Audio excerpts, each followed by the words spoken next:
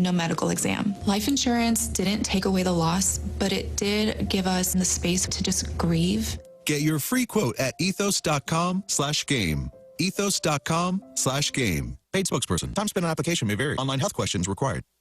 Evan Cohen here. In life, as in sports, the pros make it look easy. That's why pro golfers like Jason Day, Ben Griffin, and Patton Kazire trust the pros in lawn care. True Green. They have the experience and expertise to give you a lawn worthy of the PGA Tour. And since True Green does the work for you, you get more free time or more tee times. So stop stressing over your lawn and start loving it. Sign up now at TrueGreen.com because nobody makes it easier to get a golf course quality lawn than True Green, the official lawn care treatment provider of the PGA Tour.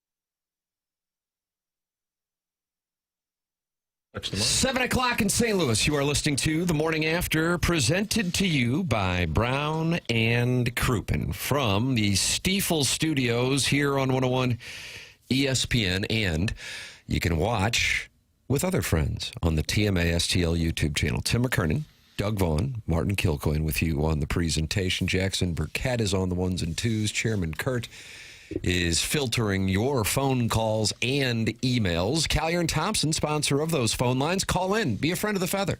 314-974-01 Text into the Air Comfort Service text inbox, 314-399-9646. And you can talk it over with other TMA listeners watching the show at youtube.com/TMA. STL. Subscribe to the channel. Doug, we're now at 6,810 subscribers as you approach that 7,000 subscriber plateau. And hello, bullion. Yeah, gold bullion. Usually we have a Sadie Hawkins, and you decide what the lead is. But today we have what would call an emergency press conference here on TMA. Oh, really? As they're trying to smoke us out of our holes here with frigid temperatures. I think a message has been sent 18 months into TMA being on 101 ESPN. They want us out, and they're going to try to freeze us right here, right now. Didn't that happen in a Batman film? Movie Boy? Yes. That would have been Batman and Robin. That would have been the George Clooney Bat Nipples one. Was Mr. Freeze involved That in was, that? yeah, And Arnold. that became a ride at Six Flags that you would go on before you would engage in light hand play in the time tunnel. Am I right on that? It has an argument to be the best ride at Six Flags. The time tunnel? No, the Mr. Freeze. Doug, best ride at Six Flags. Go. I'll go old school, Screaming Eagle. I like that. Can't go play. wrong. I like the Boss, personally. I thought Doug was going to say the swings, like really old school. The swings are scarier than any one that ride goes they have. really high? Yeah. Scary. That's scarier than any ride they have. And the scariest part is you wonder if it's really safe. Well, That's you have why. a chain link seatbelt, and that's all you get. Like they borrowed it from the local carnival at a grade school. You go after the St. Gabriel School picnic. You're coming after Cal Kennedy and the rest of us. I just want that on the record. You can send in your best ride at Six Flags, 314-399-9646. What a day yesterday in Miami. What do you think they had there? 45,000 plus? 46? Maybe 45. Okay. Martin, you liked the lineup when you saw it was posted while we were doing the presentation yesterday. Had people buzzing. What was that? Pujols, Edmonds, and Rowland right there in the middle. No, we had Urias hitting cleanup, which is a little peculiar. And you were thinking a couple weeks ago, has he ever hit cleanup, this guy? Nice little career. Has he ever hit cleanup? No, not until the game in Detroit. But he did on Wednesday in Miami. But then you back him up so that they don't pitch around him with Fermin. Correct. Yeah. In the RBI slot. So the lineup that we kind of had fun with, and I get it. We used to make fun of the La Russa lineups that would do this. The question I have, and I guess, they're about to play 17 in a row, so they try and stack days because they've got Thursday off. Okay. Do you have to give Windwalker, Burleson, arguably your three best hitters at this moment, maybe, all the day off the same day? That's my only question. I get you got to buy time. They're not going to play every game. You're about to be in a long, nasty stretch. But that's the part that always confused me. Unless, Tim, they were being honest and went on the lie detector and said, we're going to try and get away with this. We'll probably lose, but it's 162. We've had a good little road trip. Let's get everybody home nice and safe. And let's start the plane now. When? Right about game time. That's right. I just don't think it makes sense to give away games, and that felt like a giveaway game. They did the same thing 2 weeks ago. Remember, we saw a lineup and said this might be the weakest lineup we've seen since maybe the early 90s. And if they stay playing pretty good baseball and they're in the playoff hunt and they find themselves just a couple of games out, how can you not look back at some of these games where they just didn't really seem to give much of an effort? Now, as we have talked about on the program, perhaps it was 24 hours ago, access to Cardinal postgame sound is more difficult to get than Division III basketball when they're on the road. For the record, this goes on with all major league teams. We're not really sure why, but we have commissioned Buck Swope to lead an investigation. The man saved Tower T. He can certainly get an answer to this. So we don't necessarily have the sound, but we do, courtesy of the St. Louis Post-Dispatch, have Ali Marmol's answer to it. It was a calculated lineup choice by the manager, a, quote, no-brainer, he said. He is banking on the rest paying off for multiple games later, even at the cost of one now. Quote, it's hard because you want to empty out and just take your shot, he explained in his office shortly after the loss. But this early on, you have to be disciplined about keeping your word. hit the reset button. Getting tomorrow off for some guys, 2 days off for the guys who needed it is important. It may not seem that way from a fan perspective. You look at it and go, gosh, hit Walker, Wynn, and Burley. That stuff catches up with you. Before the first pitch of Wednesday's game, Marmol's getaway day lineup drew questions from the few media members present and predictable criticism on social media. The Cardinals had a chance to win another series and return to St. Louis after a rollicking road trip that included a sweep in Houston. Instead, Marmol used the noontime start Wednesday and off day Thursday to steal more than 48 hours of consecutive rest for several of his everyday starters. On his mind was not just the quick turnaround from Tuesday night to Wednesday at noon, but the upcoming strain of 17 games in 17 days. Walker was the one player who had a scheduled off day. For Wynn, the Cardinals are seeking ways for him to reduce mileage as he's already missed time with soreness in his hip and continues to undergo preventative care for his lower back. They also wanted to avoid Burleson for a similar reason, thinking that pushing either him or Wynn through Wednesday would elicit fatigue in the near future that could risk injury. That's the calculus. A day off Wednesday equals 2, and the Cardinals believe yields a better chance to perform and avoid injury in the challenging stretch ahead. A day off now might prevent missing multiple days later. Better that off day comes when there is an off day scheduled before 17 consecutive days where any off day, any day is also a game missed. So there you go. That's the reason. Kudos to Derek Gould for being there. Mm-hmm. He and Jeff Jones travel with the team. It's nice to get some answers. And I know Papers is always looking for audio. There was no Ali Marmol on the Cardinals.TV postgame. They typically have a little bit of him, but that did not even happen yesterday. They even had a power outage there for a while where the game was knocked off the air. Did you see that? And the Herrera home run was not televised. We were scrambling just to find video of that. But I understand the concept, and it's not a big deal. It's something we actually kind of poke fun at, and La Russa did it all the time, and we mentioned that players like Scott Rowland would call out the lineup for being a little less than robust. So I get what he's trying to do, banking day on top of day. I just wonder if you give Burleson Tuesday off, maybe he's in the Wednesday line. Is there a way to, then it wouldn't get multiple days in a row? I understand that, but maybe there's a way where you don't give the majority, and granted, this is not the 27 Yankees, but the majority of your big bats all off the same day is always a little peculiar. It doesn't seem like any teams do that when the Cardinals play them, does it? You ever see an opposing lineup where all their best players are on the bench? Well, candidly, it would be difficult with multiple teams because there are multiple teams in baseball that aren't necessarily interested in competing. So, for example, if the Marlins would trot out randoms, I'd go, ooh, these are different randoms than the randoms the night before. That would be the way I would recognize it. But, yes, I agree with you at the same time, as Martin, correctly cites, because you tell the anecdote of Scott Rowland walking past the lineup card on a getaway day and seeing, oh, Benny's hitting 6, as in Gary Bennett.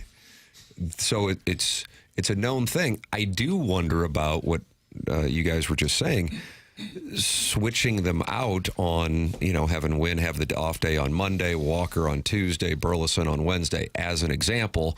However, we may disagree with it, but Marmol said the goal was to give them essentially 48 hours in between the Tuesday game and when they come home to take on the Mariners tomorrow night. I might also consider giving guys a day off when you're up against a pitcher or something that you're probably going to get beat by anyway. I mean, that was a game to be won there yesterday.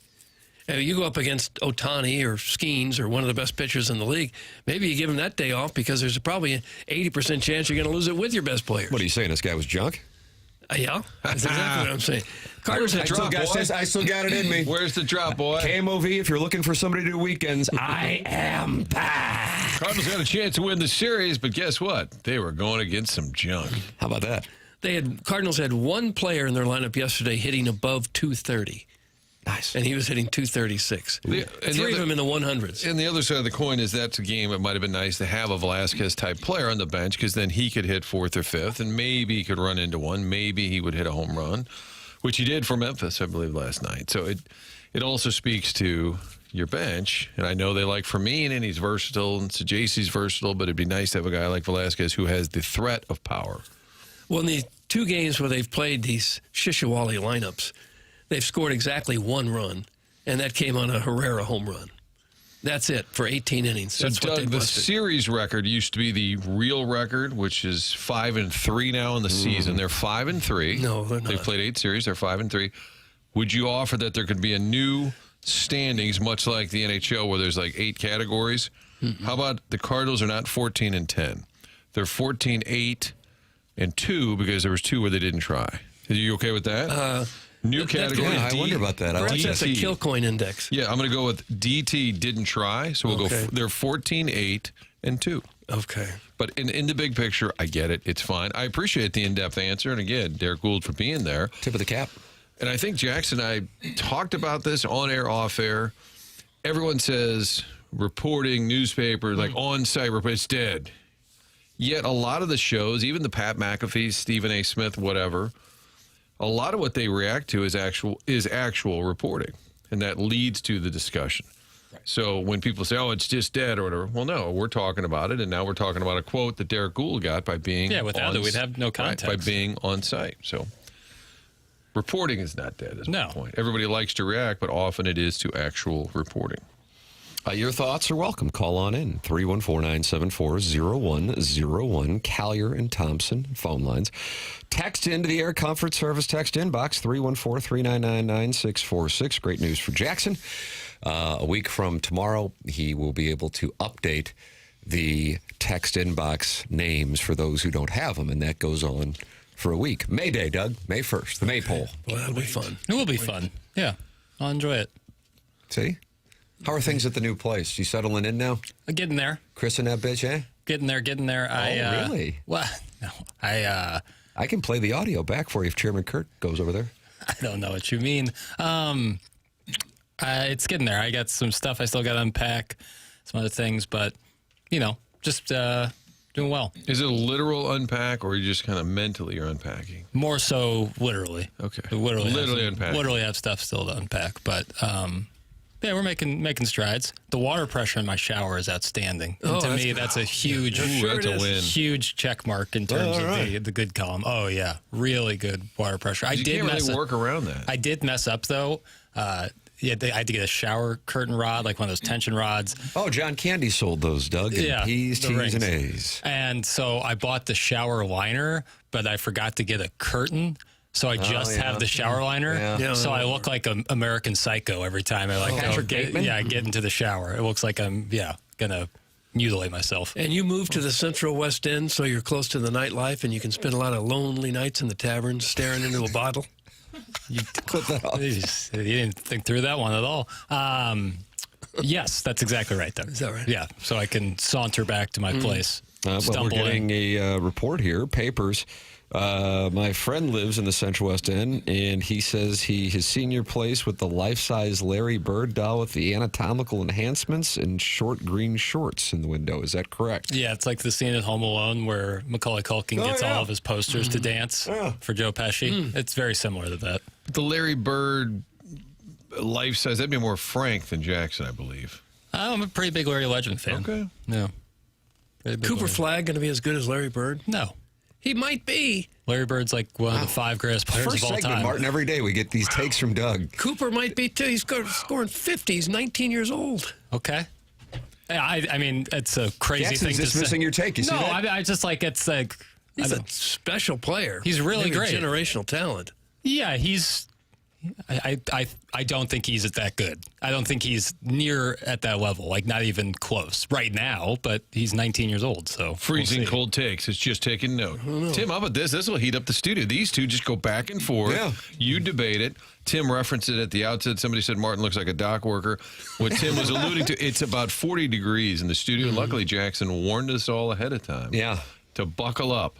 It's yes. a tad I said, chilly. Bring a wrap. Like frostbite is possible today. You could hang a rack of bacon in here. Sounds good. They're trying to smoke us out of our holes. Top of my head's got some snow caps. You can participate in the Dotem if you didn't get a foursome. 101 ESPN is giving away the one final foursome for a contest. The TMA Dotem is taking place on Friday, May 15th at Oak Valley. It's sold out, but you could still win a free foursome to join us for a full day out on the course. The Dotem will include breakfast from Donut Drive-In, lunch from Lee's Famous Recipe Chicken, all your Cutwater canned cocktails, and AB beer and seltzers, the 100 West Dental closest to the pin competition, the Evergreen Wealth Strategies longest drive competition, an after party with food from Texas Roadhouse. It's all included. Find that chance to win the final free foursome for the sold-out Dotem with TMA right now at 101ESPN.com or on your 101 mobile app. Winner must be 21 or older. Giveaways brought to you by Cutwater Canned Cocktails. There it is, the Dotem taking place. Is that 3 weeks from tomorrow? Is that right? 3 weeks from tomorrow? Seems right. 3 weeks from tomorrow. All right. Should be a glorious day. I can't wait. Looking forward. I just enjoy being with the loyal listeners. Oh, really? Yeah. Okay. Doug doesn't. Well, they eat a lot, and there's going to be a lot of good food out there. I'm just afraid there's going to be some weight issues. Well, then you got all weekend to work it off, though. Okay. Make Friday your cheat day that week. Get involved in the program. Text in, call in, email in, talk it over with other TMA listeners in the Michelob Ultra YouTube chat. Subscribe to the YouTube channel, because once we get to 7,000 subscribers, Doug gets more gold bullion than he knows what to do with. There are 162 friends in that Michelob Ultra YouTube chat right now, and they're talking about Adam Silver. I just looked in there, and that's the first thing I saw. I'm not sure why. Alien. They're talking about, oh, is that it? He's an alien. They're talking about Adam Silver in the Michelob Ultra YouTube chat. Now, there was a getaway day lineup, as we tended to at the outset of TMA here on 101 ESPN yesterday in Miami. It, as expected, led to a very quick game. Not only did the getaway day lineup not hit, it didn't seem like they were really interested in taking the pitchers deep into the at-bats.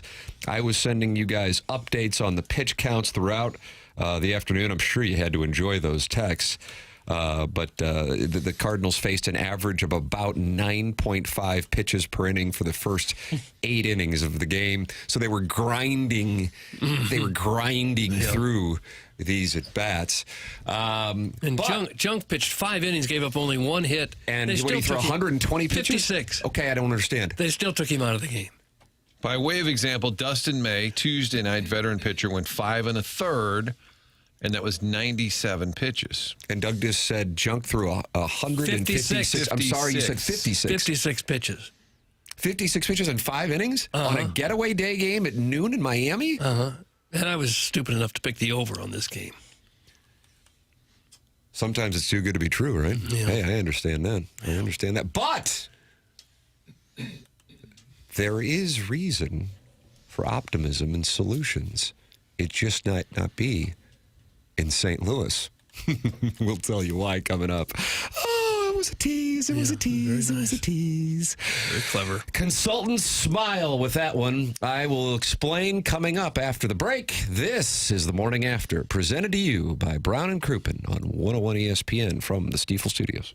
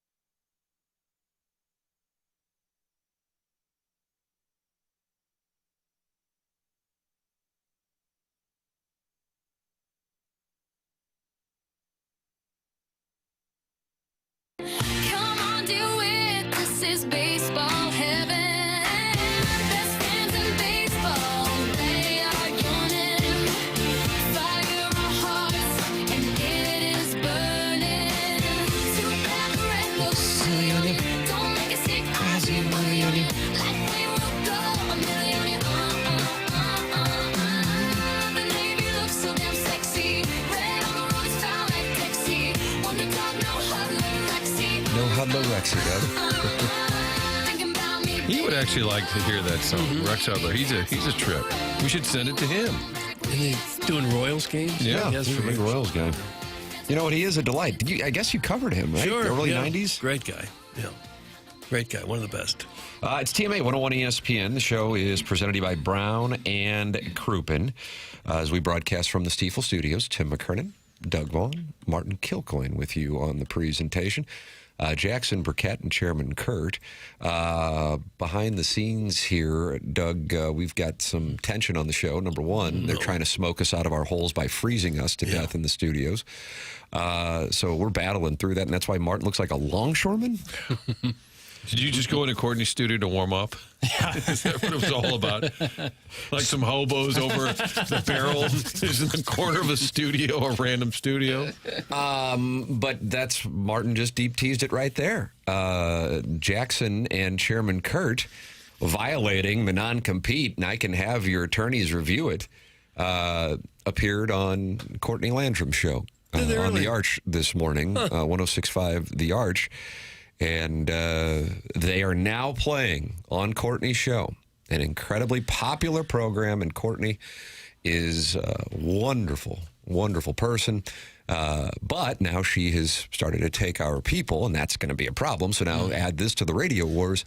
But Jackson and Chairman Kurt were on there because Courtney is now playing Navy Caps on the Road. Okay. Yeah. It's got momentum. Yeah, went in there just to provide some context for the tune. I wanted the chairman to, to be the one to explain it more because, this is his work, this is what he did.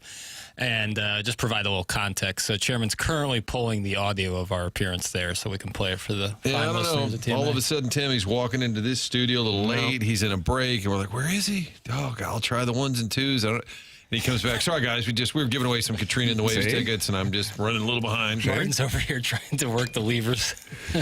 I turned down what's the show before us? Mike and Ike or whatever. Yeah, and I turned it down. This is some good logistics here. I tried to turn down the audio one day. It's a great show, but I was trying to focus, and Paper swears I knocked us off the air by turning the volume down. Is that true? No, I said I didn't know what happened. There was some confusion at the time. But I wasn't upset or anything. I touched the one knob, and you said I knocked us off the air. I did not say that. I think I said that could have been, but who knows what it was. But, yes. So when you hear a great show, your instinct is to turn it down. Well, Doug and I have a little pre-show ritual.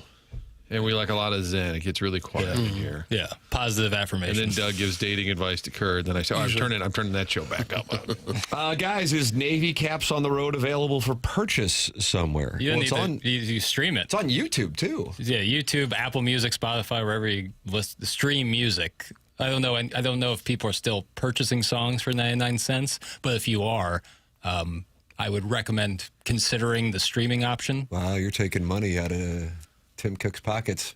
Doug, he's retiring, though, right? Yeah, I think so. I'm fine with that. Why? Wow. They've already named his successor. Yeah. Apple, I'm telling people to use the streaming service, which I'm sure they've put billions of dollars into. That as long as you have unlimited data, it would seem silly to have 99 cent purchasing of songs. But what do I know? My wife called me this morning because she heard Navy Caps on the Road this morning on 106.5 The Arch. How about that? Hell yeah. How about that? Yeah. Just uniting the front. We're not in radio wars with Courtney. And you're wearing your Navy Blues cap, Cardinal cap right now? That's right. Yeah. I haven't dusted this bad boy off in a while, and I'm happy to have it. Yeah. I don't know. Well, you think maybe there's a 2% chance they'll listen to us. Could put some pressure on the ball club. I mean, what would the harm be? Where's the harm in bringing it back? In giving the people what they want. Right. Every single road game, or even home game, there's a ton of players wearing the Navy accessories, and it seems silly to wear that if you're not going to bring the cap back to match it. You want Navy sleeves also? Or that's like Weatherholt wears a Navy sleeve. Herrera often wears a Navy sleeve. Wynn. What if they were really savvy and they only did the Navy caps on the road when they had the getaway lineup, so we didn't even notice? That would be savvy. Wow, that Fermin looks slick in that blue hat. Yeah. Boy, that Urias. Wow, I really like that Just cap. be in a trance. Yes. You don't notice that there's nobody getting on base. Guys, my wife likes to wear a Navy cap on the road to her boyfriend's house. She doesn't think I know, but I know. Doug, that's from Daddy Likey. Sounds like he's getting cucked. Okay. You think he goes into the closet when he gets home and she's not there, and once he sees the Navy caps gone, he just starts to weep. Bad sign. I didn't know that Navy Caps on the Road was actually on Apple Music, and I just downloaded it. That's from Boozy. So it is on Apple Music? Yeah. Unbelievable, Doug. Yeah, and Spotify. Oh. So people are going to have cookouts this weekend. You like a cookout? And they're just going to be blasting Navy Caps on the road on the Sonos. Chairman, do you have that audio? Chairman has returned, violating his non-compete. Jackson also violated the non-compete. Your attorneys will deal with that. That's not our problem. Dipping. Yeah, that's a You're problem. going to be on AD tomorrow? Thanks. Yeah. Let's take a listen. For years on TMA, they've championed the cause for the Cardinals to bring back these Navy caps when they play road games. It's a classic look.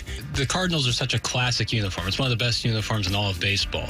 And it had such this unique, definitive look on the road where they would wear the Navy caps, it would pop. Players seemed to like it. They put a fan poll out there, and the fans voted for the Navy caps on the road. And their answer to that was, okay, well, we'll wear the Navy caps when we play a team that wears red hats on the road, which is few and far between. You think it should be standard? Across the board. I ran some analytics. If you look at the winning percentage for the years. Did you really? I did. Well, that's what they do over there. I love that. It's a significant. She's a numbers gal. He's a numbers guy. Numbers don't lie. I wanted it to get out to the masses. So if anywhere you stream music, search Navy Caps on the Road. Album's coming out Friday. Full album. Navy Caps played at Ballpark Village a few weeks ago on a Friday night. That's a big step. Yeah. Courtney things show, are happening. step 2. Yeah. Percolating. Inside Busch Stadium would be like my magnum opus there if I could get it across Clark An uphill Street. climb, but Yeah. there you go. How about that? And then we played the tune. And then they played the tune? That's right. The whole tune? About like a minute and a half of it. Okay. The first verse and the chorus. And the whole thing runs about 3 minutes? Chairman, yeah, about that. And what was the review from the listeners of 106.5 The Arch and Courtney Landrum's program? I don't know if they have a text line. If they do, I didn't look at it, but I can tell you Courtney, Afton, and Brando were big fans. So that's all that I care about. So I think it was a good appearance. Chairman stepped up to the plate and knocked it out of the park. Your move, Riz. I could be Riz is vacationing at Jackson's parents' place this weekend in the Hamptons. Yeah. I could be crowdsourcing here, but there are no rules about AI music appearing on Apple, Spotify, or anything. Bo! What makes you say that's AI? Wasn't that Sabby Carpenter? I can't confirm nor deny. Okay, so there you go. Because I know the SAG-AFTRA people fought for a long time, went on strike over that. Sup, wet blanket. I'm just wondering, I don't want us to get in trouble. I just enjoy the line where they said, that's what they do over there. They talk about breaking down numbers and doing a little research on it. Yeah. I'm like, well, not all the time. I didn't put it in the clip, but I responded with, well, you missed the segment we did on truck stop restroom, so. Oh. More so the showers. The Walker home run song, I think, is a winner, too. I mentioned that when they asked if there was others. I said, yes, Summer got an 98 album. has got Summer 98 is my favorite. Yeah. That's my 10. He's cooled off a little bit over the last week. Since Doug, the it seems like song they've decided came they're out. not going to throw him a fastball. It's Yeah. like Pedro Serrano is up there for the Cardinals. Yeah. Not yesterday because the cleanup hitter was a 31-year-old utility infielder. But nonetheless. It's hitting 186. What Now- do you like about that? Yeah. Now, here is a developing situation. If Joe Strauss were still with us, he would hashtag this developing. Cardinals have a great situation. This is going to delight Jackson even more than his appearance on Courtney's show on 106.5 The Arch. Another catcher is raking in this organization. Jimmy Crooks last night in the Memphis Redbirds win, by the way, they are 15-8, went 2 for 5 and hit his 8th home run. For the record, Baez has gotten hot here and hit his 5th, and Velasquez is still not hot, but certainly after, I think it was 0 for 21 start to the Memphis Redbirds season, he's now up to 200 and hit his 2nd home run. But Crooks' numbers are really, really impressive through 18 games. He's 19 for 66. That's a batting average of 288, but it is the OPS that stands out. He's at 1,080 with a 667 slugging percentage, 8 home runs, 17 RBIs, 16 runs scored. And keep in mind, he splits time down there with Bernal. So Jimmy Crooks is raking. And Martin, a couple days ago, you said you thought that there was a chance that they would consider bringing him up. And when you look at the Cardinal offense, number one, the precipitous drop-off after you get through the first half of it. But if there's one spot that really stands out, it's when Pedro Pages is up there and the lack of offense they're getting from the catcher position. I think by mid-May. I think you get a month plus into the season, then you start looking at who's performing, not performing. And I think at some point, with an offense that is challenged, we should say, it's hard to ignore a guy who's going to be 25 this summer. When you're talking about building for the future and seeing what you have, how long would you leave a 25-year-old catcher at AAA? Right. I think at some point, and it's nothing against Pages, who seems to be really popular in the room. He's always in the golf outing, for sure. Yep. But at some point, you can't just have, we're talking about giveaway games. I don't think you give away all those at-bats at some point. And he may come up and be terrible. But what's the point of AAA if a guy produces if you don't eventually? And I'm sure they have a plan to get him up here. I just think by mid-May, if Pages is still really struggling, it'd be hard not to bring him up. Yeah, you wonder what the reason is right now that they haven't. I think it's the swing and miss stuff. I think he strikes out a lot at the moment, but that doesn't seem to be much of a problem with the rest of the Cardinal lineup. He does have 28 strikeouts and 66 at-bats. Right, but also 8 home runs. Baez, for the record, has 26 strikeouts and 74 at-bats. Right, but my argument with this season, I understand a lot of it has to do with roster management, and you can't just put everybody through waivers. Eventually, you can't just call everybody up. But if this season is really just to kind of see what you got, Baez should be here at some point. Crooks should be here at some point. And if they struggle, so what? Doug, Vinny Favorito's non-woke comedy is in Michelob Ultra YouTube chat. And he says, unless and until Crooks improves his swing decisions, he's another Nolan Gorman. His swing decisions. That's from Vinny Favorito, non-woke comedy. Long-time hitting coach, no doubt. A lot of hitting coaches. Well, and yet Gorman's on his 5th year with the Cardinals. They brought him up. And then also, of note, the Cardinals traded Steven Matz. Do you remember where he went? Boston. That's right. And you remember who they got? Blaze Jordan. Rake Festival. Mm-hmm. Absolute Rake Festival. Blaze Jordan last night, 2 for 3. Also walked 2 times, so he was on base 4 times, scored twice. And Blaze Jordan is hitting .347. And he also is hitting some home runs, not the power numbers of Crooks, but he has 4 home runs and a .982 OPS. And not striking out very much. Yeah, considerably less strikeouts. Yes, Blaze Jordan has only struck out 11 times out of 75 at-bats. All right. I don't get a lot of what they're doing. I just don't. I don't know why he wouldn't be up. They got him listed as a third baseman when they traded for him. I thought he'd been playing first base. Wouldn't it be nice to see what you have at third and catcher, considering what you're getting at third and catcher right now? I get them having him down there right now because you need him playing every day. But at a certain point, you got to see what you're getting out of the corner infield and be like, all right. Because, again, see, this is a different conversation if we're even talking a decade ago. 2016 was kind of the beginning of what started out as mediocrity and from my standpoint, a lethargic approach after a 100-win season in 2015. And then they kind of didn't make aggressive moves one way or the other, and then got backed into a corner on the outfield thing, and that led to the Dexter Fowler signing in December of 2016.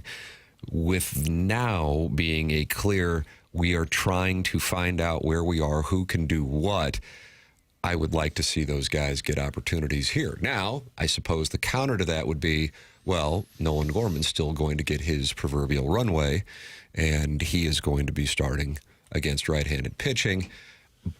I understand that.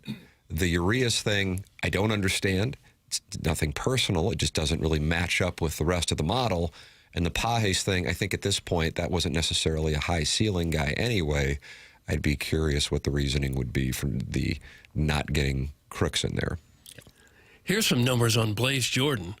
In his minor league career so far, I guess he's in year 5, he's had a total of 1,965 at-bats. He's got 66 home runs in the minors, 352 RBIs. That's a big power guy. I don't know what they're waiting on there either. He's only 23, but in a season where you're supposed to get a runway and supposed to look at what you got, and to see the lineup that they put out there yesterday, and why you keep these guys at AAA, I don't get it. Why would we bring up Jimmy Crooks when we can watch Pedro Pages muff balls all night like Doug does? That's from Fat Dog Boy. You're playing. I'm not a catcher. No, I squatted post dish as a little kid. Let's see. Good morning, fellas. Sorry I'm a little late to the show. Did you already discuss how Ali checked in with an L before the game even started with that crappy lineup? Doug, that's from the Huntley Hot Wife Hunter, and sometimes as a Hot Wife Hunter, you get a little later start to the day, but Huntley Hot Wife Hunter, we did start the program with that conversation right out of the gate, and in red, Derek Gould, who did some reporting down there at the game in Miami, and Ali Marmol said the decision with that lineup was, quote, a no-brainer. He says it's hard because you want to empty out and just take your shot. But this early on, you also have to be disciplined about keeping your word, hit the reset button, getting tomorrow off for some guys, 2 days off for the guys who need it. It's important. It may not seem that way from a fan perspective. You look at it and go, gosh, hit Walker, Wynn, and Burley. But that stuff catches up with you. And the Cardinals are playing 17 games in 17 days. So there's the reasoning. Understandably, most fans disagree with that. We disagree with it. But that is the explanation from the Cardinal manager. And to be fair to this show, we've talked about this a lot. It wasn't just a yesterday topic. And nobody's irate about it. We've asked former players about it. It's just a thing that they do. La Russa would do it. They like to bank multiple days on top of each other. And Wynn's a guy who's been banged up a lot. But he was 7 for his last 12. And you're like, ooh, I got to keep him rolling, because you're going to be off all evening Wednesday. You're going to be off all day Thursday, all evening. I can get you 48 hours now. It's more like 72, which is fine. It's big picture. They're 14-10. It's great. There's still things that we just don't always But when you have understand. The schedule coming up that they have, and you have an opportunity in Miami there against no offense to Jansen Junk, but certainly not the kind of caliber of pitching they're going to be facing coming up. The man got through 5 innings, but it was 156. No, 156. No, 56 pitches. Okay, I don't understand. It's almost that. impossible. Yeah, maybe see a couple more pitches.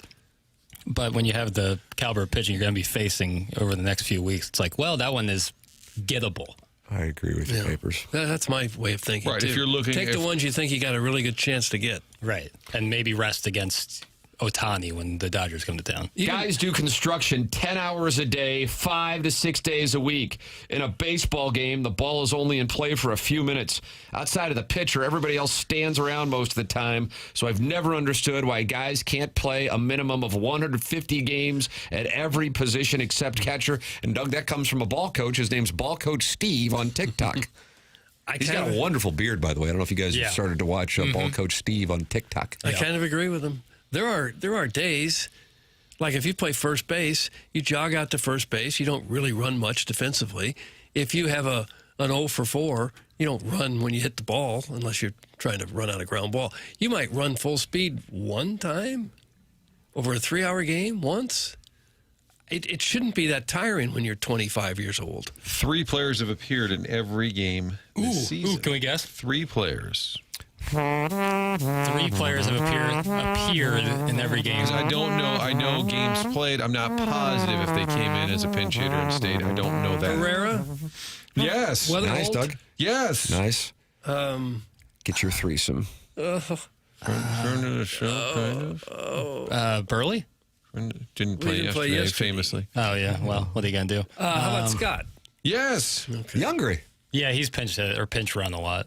What about Ronnie Belliard? It's from Mr. Mudjack Mike. No, he's sat out a few. Roland, Edmonds, and Pujols all played over 150 games in the MV3 year. Yeah, but they only won 105 games then. Yeah. Right. And they were older than these guys are that they're resting now. I just think it's kind of a negative way to approach it when you think, well, they might get hurt, so we're going to put them on the bench. Well, yeah, they might get hurt sitting on the bench, too. Get him out there. Guys, how do you think the starting pitcher feels when he sees the lineup he gets for support that day? That's from the VP of VP. That's the other thing is then you question, like, what do you think Kyle Leahy's season is going to look like? I think likely it ends up with him in the bullpen. And I think they're missing him in the bullpen, actually, based on what he did. I agree on that as well. Like I said, here are some big-time numbers of note that are going on at Memphis. And Baez, who also started off a little slow, starting to get it going with the power numbers. His OPS is at 831, batting average is at 230, 5 home runs and 13 RBIs. For the record, Nelson Velasquez, who now at this point is forgotten, but about a month ago it was the source of controversy locally, 200 batting average, 611 OPS, and he hit his second home run last night. Text in 314-399-9646. Air Comfort Service, text inbox. You're welcome to call in as well. If you do, you get to talk to a guy who is on the verge of a platinum record, Doug. It is the second coming of the Thriller album, and Chairman Kurt has put it together. It's now on 106.5 The Arch with Courtney's show. And you said, Riz, you're on the clock. So when he returns from vacation, you're going to storm into the 105.7 The Point studios with your hit and say, play it. Tim, do you have quick I'm asking. I'm sorry. I'm asking. I'm sorry. You're asking Kurt a question. Yeah, I apologize. I know he's direct. Doug used to say you have to have the neck of an owl sometimes to see people. To see everybody. That's what you would need. Hi, Martin. As much as I'd love to just walk right in there and to a guy that's established in this industry for years and years and just let him have it, I don't know if you catch more flies with honey than vinegar, Doug. What do you think on that? Yeah, probably so. Or does the squeaky wheel get the oil? Both are true. Let me ask the plowmaster this. Well, I had a quick aside. It's related to Kurt, and it's related to music, and related to Jeff Suppan.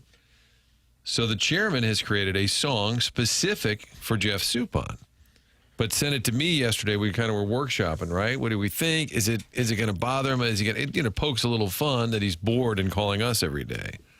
So I sent it to him, Chairman. I didn't hear back from you yesterday, and I've been sick. You're actually sick, or you're nervous sick? Is that what you're saying? Nervous. Okay, big moment. Because he said, what do you think? I go, it's funny. It's definitely making fun of the fact that Soup is so bored that he calls us every day because he's not in the show. And now instead of the phone ringing in the bullpen, it's us calling. I kind of liked it. He said, do you think he'll be offended? I said, no, he won't be offended. So I sent it to him. And he said, the only thing that really bothers me, he goes, it sounds like a boy band. Why does it sound like a boy band? It was supposed to be New Edition. Okay, but he is bothered by the fact that he's not bothered by the lyrics, which point out that he's kind of bored, former big leaguer. But he's bothered by the fact, he said, I know, but why is it a boy band? I said, I don't know. Why? Ask Kurt. Should we try a Goulet version? I could do that. Robert Goulet, Doug. And then he seemed to focus on Kurt, and not in a bad way, but he said, what's Chairman's role? And I said, well, it's fluid. He wanted to know a lot about what Chairman does. He said, so Jackson, Swiss Army knife. He said, Jackson produces, and I said, Chairman is a key component. He plays a lot a roles. Yes. A fluid Swiss Army knife? That's what it says in the batting? Yeah. But I believe he liked the song. Put that in your dating profile. I'm fluid Swiss Army knife.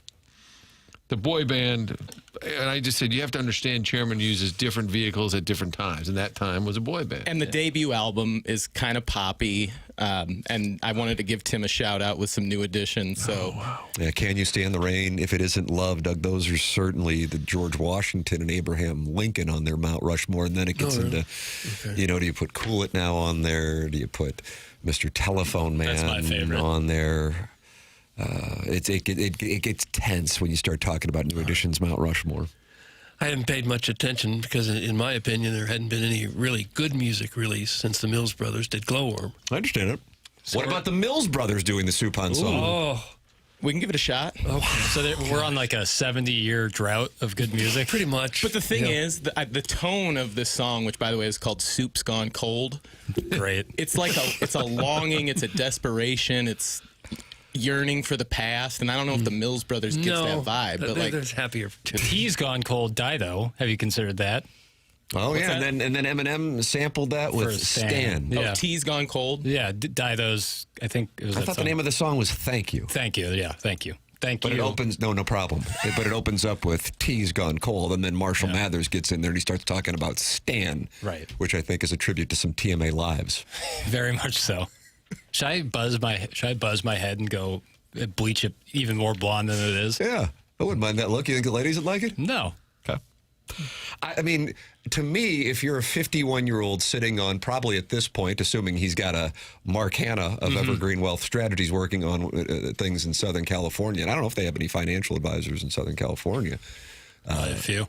So he's probably sitting on close to 9 figures. And you have nothing to do but work with your kids on their sports and their debate teams and then garden.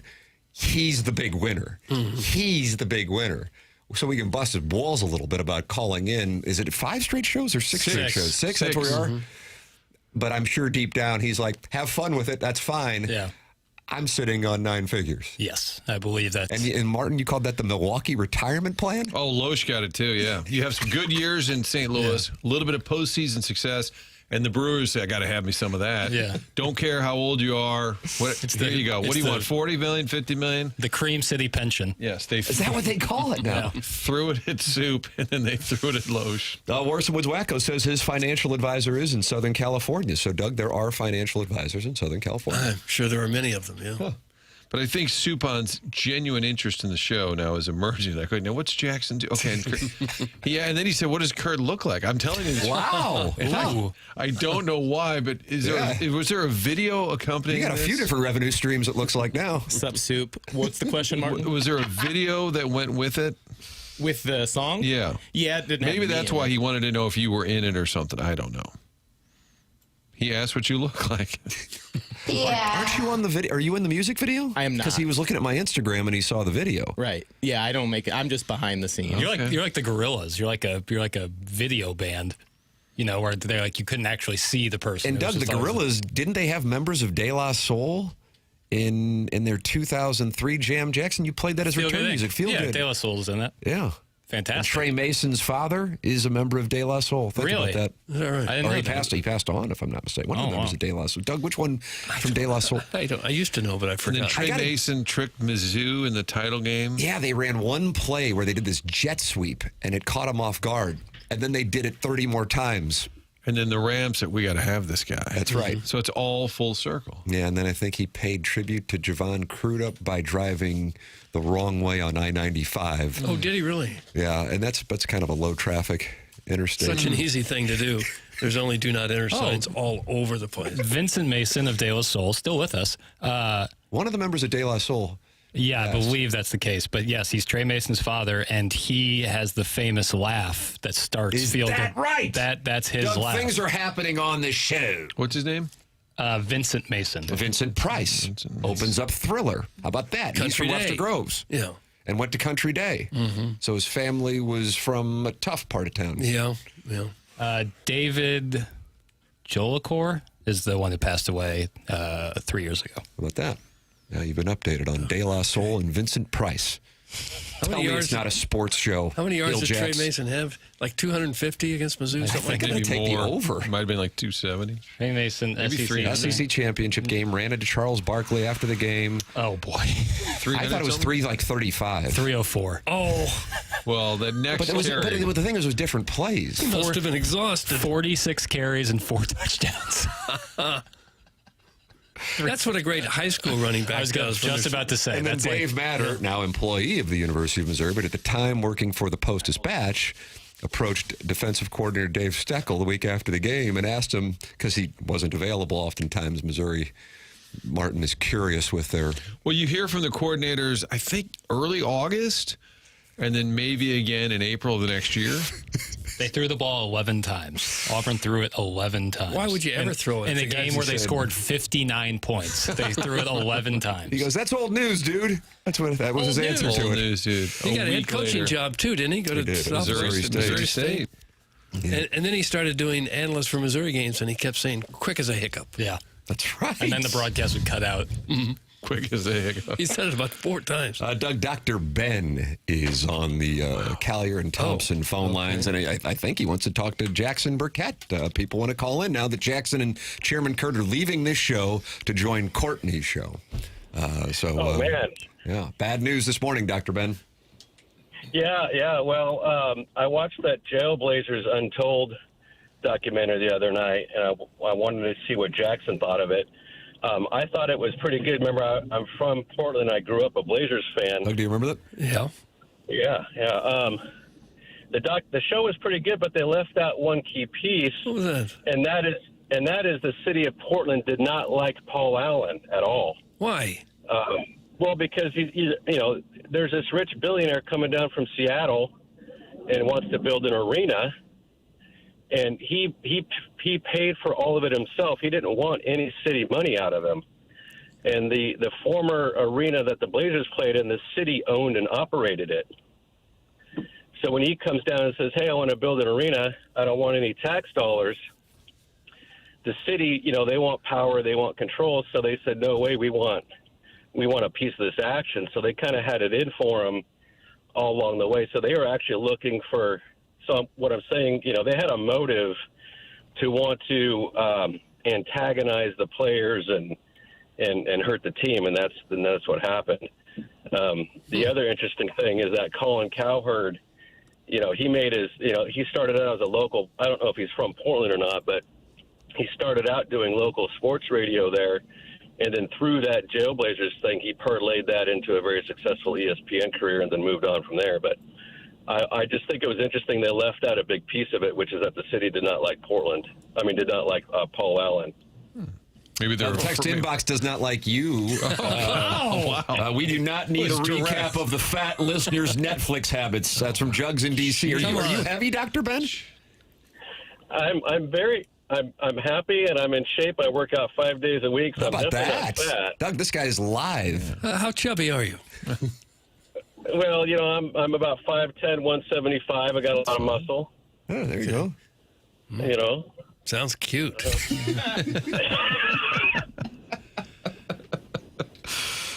Anything else, Dr. Ben? Jackson, have you had a chance to watch this? I haven't seen it yet. Okay. Is it on your list? Watch it. Yeah, it's like 70 minutes. It's not like crazy long documentary, right? No, it's a good length. And my final thought was, I wish the Blues had about 10% of the Jailblazers' energy, because they had about 3 alpha dogs on that team. And one thing you could never say about them is that they were not. They were definitely competitive, and I always loved watching Rasheed, because when he started out with a slow game, you were waiting for him to get his first tee, because after he got his first technical, then he would go off. And I still stand by the fact that Rasheed Wallace is one of the best big men to ever play the game. Tim Duncan could not handle him. He took Shaq out. Rasheed was always the man. Jackson's got a problem with your take. I want to warn you right now, Dr. Ben. 20 over here. I love Rasheed Wallace. I love Rasheed Wallace. Ball don't lie. But he's not even in the same. He's not even in the same conversation as Tim Duncan. Not even in the same conversation. Go watch some of those playoff games. Tim Duncan go back and watch some of the playoff games. What are you doing later, Doug? You want to watch some Tim Duncan versus Rasheed Wallace? 4 or 5-time NBA champ. But is it possible Tim Duncan is by far the better player, but struggled against Rasheed? Yeah, okay. Rasheed that might be one of the best defenders down the post. Dr. Ben might have been making that point, that Rasheed could own a particular player, even though that player was way better. And Zebo. Zebo was really good at that team. Yeah, but see, that's the thing with Rasheed. Tim didn't have to guard him in the post. Sheed would just take him out for the 3. Yeah. That's fair. Tim, remember that? And that's part of 41 techs in one season. He was jacking up threes. No, Rasheed was a lot more solid. He's been hurt by that image. All right, we'll take your Blazer calls. That's Dr. Ben with his thoughts on the Blazers from 20 years ago. It is a great nickname. I got Doug comparing Cooper Flagg to Larry Bird. I got Dr. Ben talking about Tim Duncan. Cooper Flagg. Guys, we got to rein it in. You can literally hear this guy's CPAP machine running in the background of his call. Did I hear? Steven time. I feel like I heard heavy breathing. Was that just me? He's 5'10", 175, and Doug's he's cute. I believe him. Cute. I believe him. I just don't know if he was like running or something right before that. Martin, they always say don't run to the set. Yeah, never run to the Dave set. Murray told me that years ago, and I'm like, whatever, old weather guy. And I'd get out there. Cardinals are playing. People think you're having a heart attack when you're. And all that you did was you forgot your mic over at your desk, and you run back 10 feet, and you're winded. when he's talking about Paul Allen wanting to build a building, we went through that here when Anheuser-Busch wanted to build an arena at the Couples Warehouse right across from Busch Stadium, and that fell through, mostly because the preservationists didn't want anyone to touch the Couples Warehouses because they were historic. But as I remember it, Anheuser-Busch was going to pay for the whole thing. And what were they going to build? An arena before they built the Savas Center, before they renamed So that was going to be like Kiel. Yeah. Looking for a blues home. Yeah, but again, the city doesn't really want to pay for it, but they do want to control it. So it's a tough call for a city to say, sure, we'll just turn over all of our events to a private ownership group. But if they don't do that, then they've got to ask the taxpayers to come up with the money to build the place.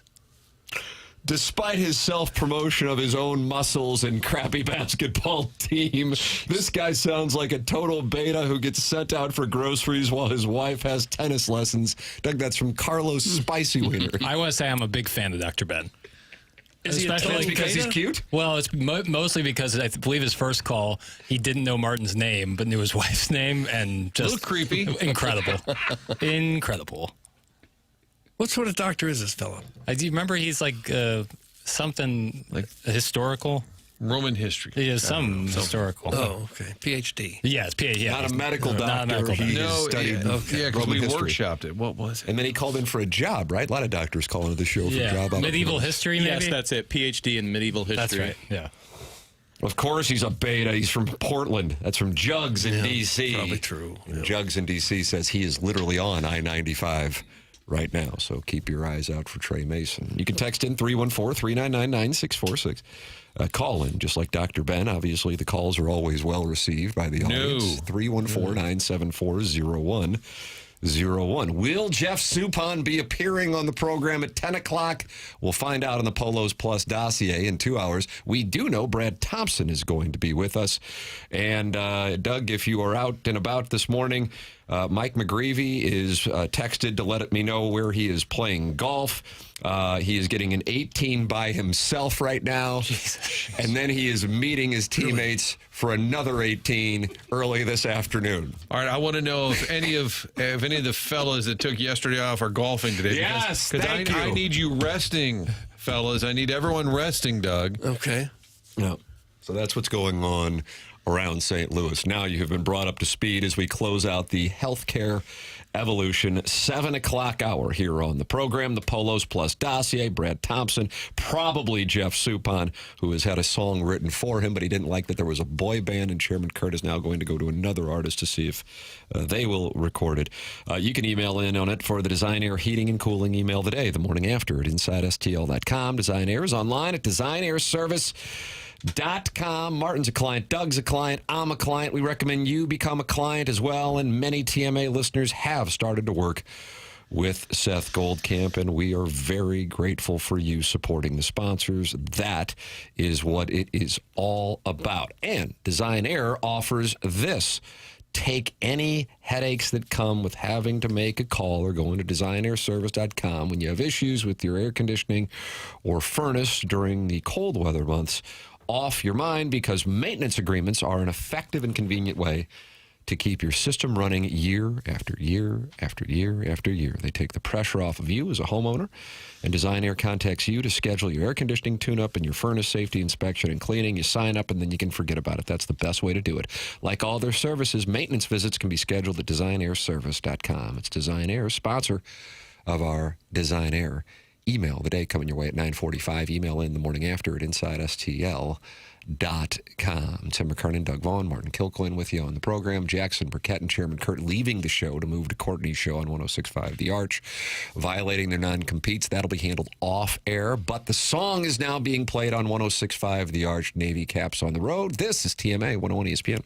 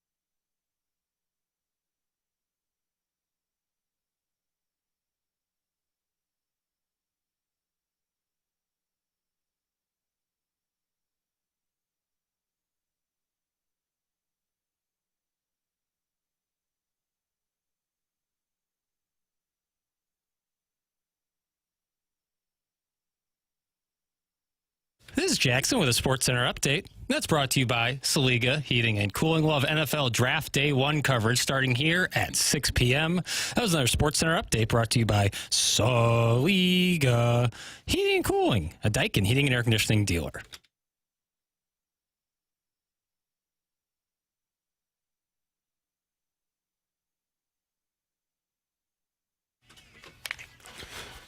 So, Doug, this is Jackson's favorite New Edition song. Now, he's wrong because it's Can You Stand the Rain and If It Isn't Love tied for first. Okay. But if you want to put this third, that's fine. But he insists on playing it. Yeah. Kind of infuriating. Yeah. The program's called The Morning After. It's presented to you by Brown and Crouppen on 101 ESPN and the TMA STL YouTube channel. A lot of Cardinal discussion in our Healthcare Evolution 7 o'clock hour. NFL Draft gets underway this evening, and it's taking place in Pittsburgh. And Martin, we've got ourselves a little treat here. I tell you, you walk up and down the hallways here at Hubbard Radio. ESPN is on all the monitors, and it's all about the NFL Draft. And I just keep seeing video. Number 4, Tim, your Notre Dame Fighting Irish. That's Jeremiyah Love, St. Louis kid, going to go real high in that first round tonight. His dad, Jason Love, on the line with us. How's Dad holding up here on draft day? Martin, it was good, bro. Just nervous, not knowing where we're going to land. But just excited, bro, and nervous at the same time. Do the agents have a clue? Do the teams at least have, like we all know Mendoza apparently is going first, but after that, the Jets are number 2. Doug, you've got Arizona 3rd. I haven't seen your boards lately. Titans are 4th. Giants are 5th. We keep hearing Jeremiah is going to go top 5, but you really, at this moment, have no idea? No idea, man. No idea. We just here to don't count the Jets out either, so we don't have an idea. For the record, as of this morning, I mean literally an hour ago, ESPN has Jeremiyah Love going 3rd to the Cardinals. So, of course, Mendoza with the Raiders. But then, as you were just saying, the Jets could be in play. And then ESPN right now with Jeremiyah Love going to the Cardinals. Yeah. Hey, yeah, that's what I saw that too, but that don't mean anything. That don't mean anything, man. They trading up. Hold on. It may be a little static for a second. All right. What do we got going? We got an agent knocking on the door. We got a deal being done. How's everybody dressed? He's got Nike calling on the other line, maybe. Under Armour. Hold on. No. We're in the elevator going down. I got you. Stepped in here. Jeremiah just stepped in here with me. This is Martin from CBC when we did it. Martin from CBC, not Fox 2. What about the 2 Fox? Yeah. What about this program? What are Dad's emotions, though? Thinking about all the practices when he was a little kid. I'm going full Frank here. What were the emotions today? Hold on. They kind of. Hold on for a minute, Trey. Yeah. You got him. All right. What was the question again? Go ahead. Sorry, you guys. No, you're all right. It's draft day. Things are chaotic, Tim. Remember being at Rams Park on draft day, a lot of moving parts. No, just the emotions for the whole family. To get to this moment after years of playing football as a young kid and the success at CBC, then Notre Dame. What are the emotions tonight? Man, excitement, too. I mean, I know CBC's hosting a tailgate tonight. Well, not tailgate, but a draft party tonight. So they have over 100-plus guests attending that reserved it. We have a couple of friends back from the Collinsville Raiders. They having a get-together in KCville. So we got a lot of St. Louis folk there that's geared up and ready to support Jeremiah this evening. So everybody's excited. We're looking forward to the event. It's a red carpet event. We're going to be dressed to the nines, bro. Nice. And it's going to be all right, man.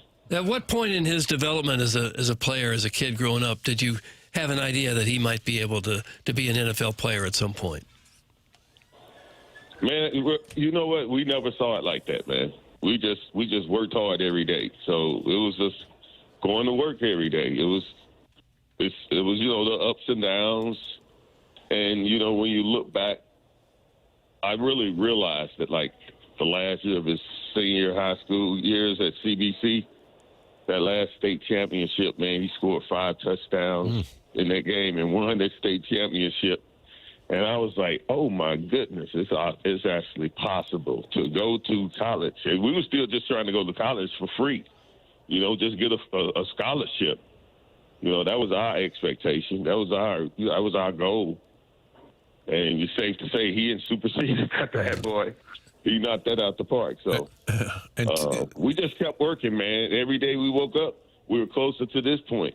And now we're here, and it's he's still going forward, want to be one of the greatest that ever did it. Tim, you would love this. Jason would tell me these stories. They're up in Notre Dame on the sidelines, and Jason's there. He goes, that's Tim Brown. Oh, my, that's Joe Theismann. And Jason and Jeremiah's like, I've heard of those guys. And Dad's like, no, I remember those guys. Tell us all the experience being a dad, South Bend, that Notre Dame experience, especially the last couple of years when they were so good. Yeah, man, to walk in the stadium, man, and just know that, the fans and the crowd is like cheering for your boy. And it's just that Notre Dame fan base, bro, and the staff at Notre Dame, man, is top tier excellence, man. I met Joe Montana, bro. I straight fanboyed him. So I introduced Jeremiah to Joe Montana, and Jeremiah didn't have the slightest idea who Joe Montana was. Oh, no. It was just, so that's, Jeremiah but that's how he takes me. He just he's just walking through, man, rubbing elbows with some of the greats that he really don't even have the slightest idea about. He got to know him as he went on, but that's how pure his game is, man. He wasn't a football guy at first. He wasn't watching. He didn't have anybody that he imitated. He was just doing that stuff off of what he felt while he was playing. So, but for me, it was just walking through the lure of all of those great Notre Dame alum, man. It was crazy, man. I met Bettis for my first time. I'm a Steelers fan, and I almost passed out when I met Bettis. Oh, don't do that. Ryan Clark, man, you talking about straight fanboy. That's what Notre Dame is to me, man, and to us. So now Jeremiah must have gotten his athletic genes from somebody. Was it you? Were you a player back in the day? Oh, man, I didn't play, but I had the gene, bro. So he came out of this. I made the man. Men make the boys, so I'm taking all the credit. My wife gonna kill me. Hey, it's like my wife was the athlete, though. She was the basketball player, did a little track and stuff, so yeah. And she's the athlete.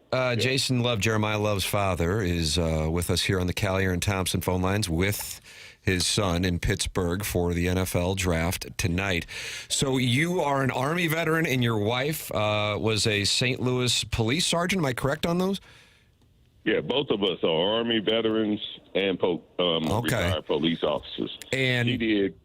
Yeah. Oh, I was about to say, I'm sorry to interrupt. I was about to say, so many, not only, of course, the reviews on Jeremiah's talent are, it speaks for itself. He's going in the first round of the NFL draft. It's just a matter of how high, but also so many of the reviews when people talk about him, which has to make you super proud, Jason, is his character. And, athleticism and what comes out on the field, that's one thing. But also when you raise somebody who gets the reviews of being a high character thing, I would imagine that makes you incredibly proud as well. Oh, yeah. Yeah, we just, growing up, we both had, me and Mom had military background, police background. So we know we had a little... kind of stricter rules and regulations, if you say that he had to abide by. All our kids had to abide by growing up.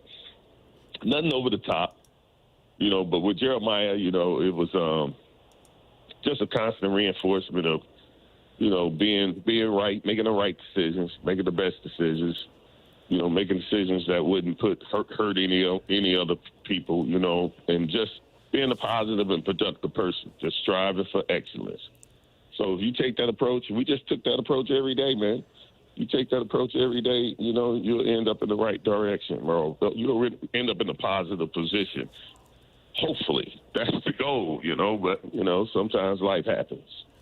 But I see his character, bro. His character is unmatched. Yeah, he's projected to go second, third, fourth, something like that, and those total contract values this year will be about $50 million.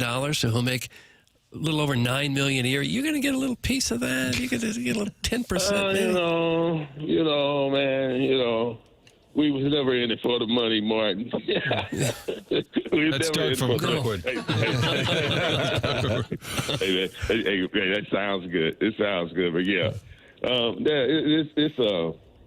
it's just amazing, bro. Everybody got a new car except me. I'm still driving around in a beat up, Toyota Camry, bro. Not right.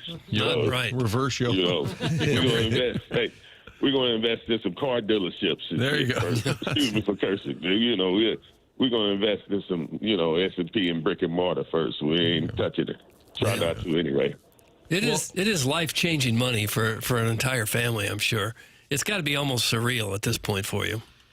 Oh, man, it's unbelievable, bro. It's unbelievable. But we got to build industry with this money. So, ain't nobody going out and buying a couple of jets and houses and all that. No, we got to build industry. Come back to St. Louis, invest in the community. Try to create some businesses, some jobs, and then hire people. Put people in position to get some jobs, and then that's how they'll get the benefits of Jeremiyah. Nice. Creating positions for folks. Nice. Well, it's been a great run. St. Louis kids going to the NFL. Zeke, just a little over a decade ago, was 4th overall to the Cowboys. Maybe Jeremiyah Love will top that draft tonight. You got Jamison Williams, Kyron Williams, all these guys playing at a high level at the league. It's a fun time. Jason Love, Jeremiyah Love's dad. The whole family's there in Pittsburgh.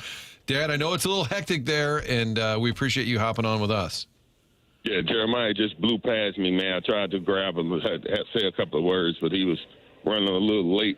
We got to blame it on him. Well, he's fast. He blows by everybody. Yeah. We've seen that. We've seen that video. He just leaves everyone in the dust, including us. Yep. All right. Thanks, you guys, man. We had to represent for St. Louis, Martin, and CBC alum, bro. So, hey, thank you guys. Thanks to St. Louis. Thank you. Best of luck tonight to you and Jeremiyah and the whole family. Congratulations. Yeah. But wait, hey, I got to throw East St. Louis in there, too, though. Absolutely. Thanks East St. Louis and East St. Louis, bro. All right. Thanks, Jason.